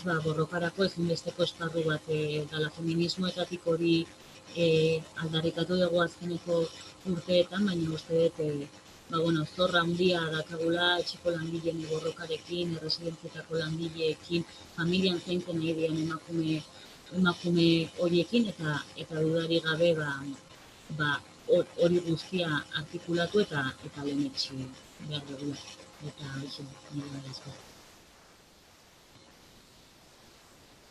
Mesua oso argi dago, ezta? Eskerrik asko berriro ere hizlariei, gonbidatuei, pantailen bestaldetik hitzaldira hurbildu zareten hori, eta hitzaldia posible egiteko lanean aritu zareten kideoi. Gracias una vez más a las ponentes, invitadas, a las que nos habéis seguido desde el otro lado de la pantalla y a las compañeras que habéis estado trabajando para hacer posible esta charla. Gaurko saioa bukatzeko, Euskalgune Ekosozialistatik prestatu dugun bideoarekin uzten zaituztegu, Maite Oruetaren ilustrazio ederrak dituena, eta ausardiarako sasoi honetarako gure proposamena biltzen duena. Bidean aurkituko dugu elkar, laster arte beraz. Queremos finalizar la sesión de hoy con este vídeo que recoge la propuesta del Euskalgune Ekosocialista y que contiene bellas ilustraciones de Maite Orueta. creemos que son tiempos para la audacia y esperamos vernos en el camino. Por lo tanto, hasta pronto. Eskerrik asko. Asko. Ahí. Agur.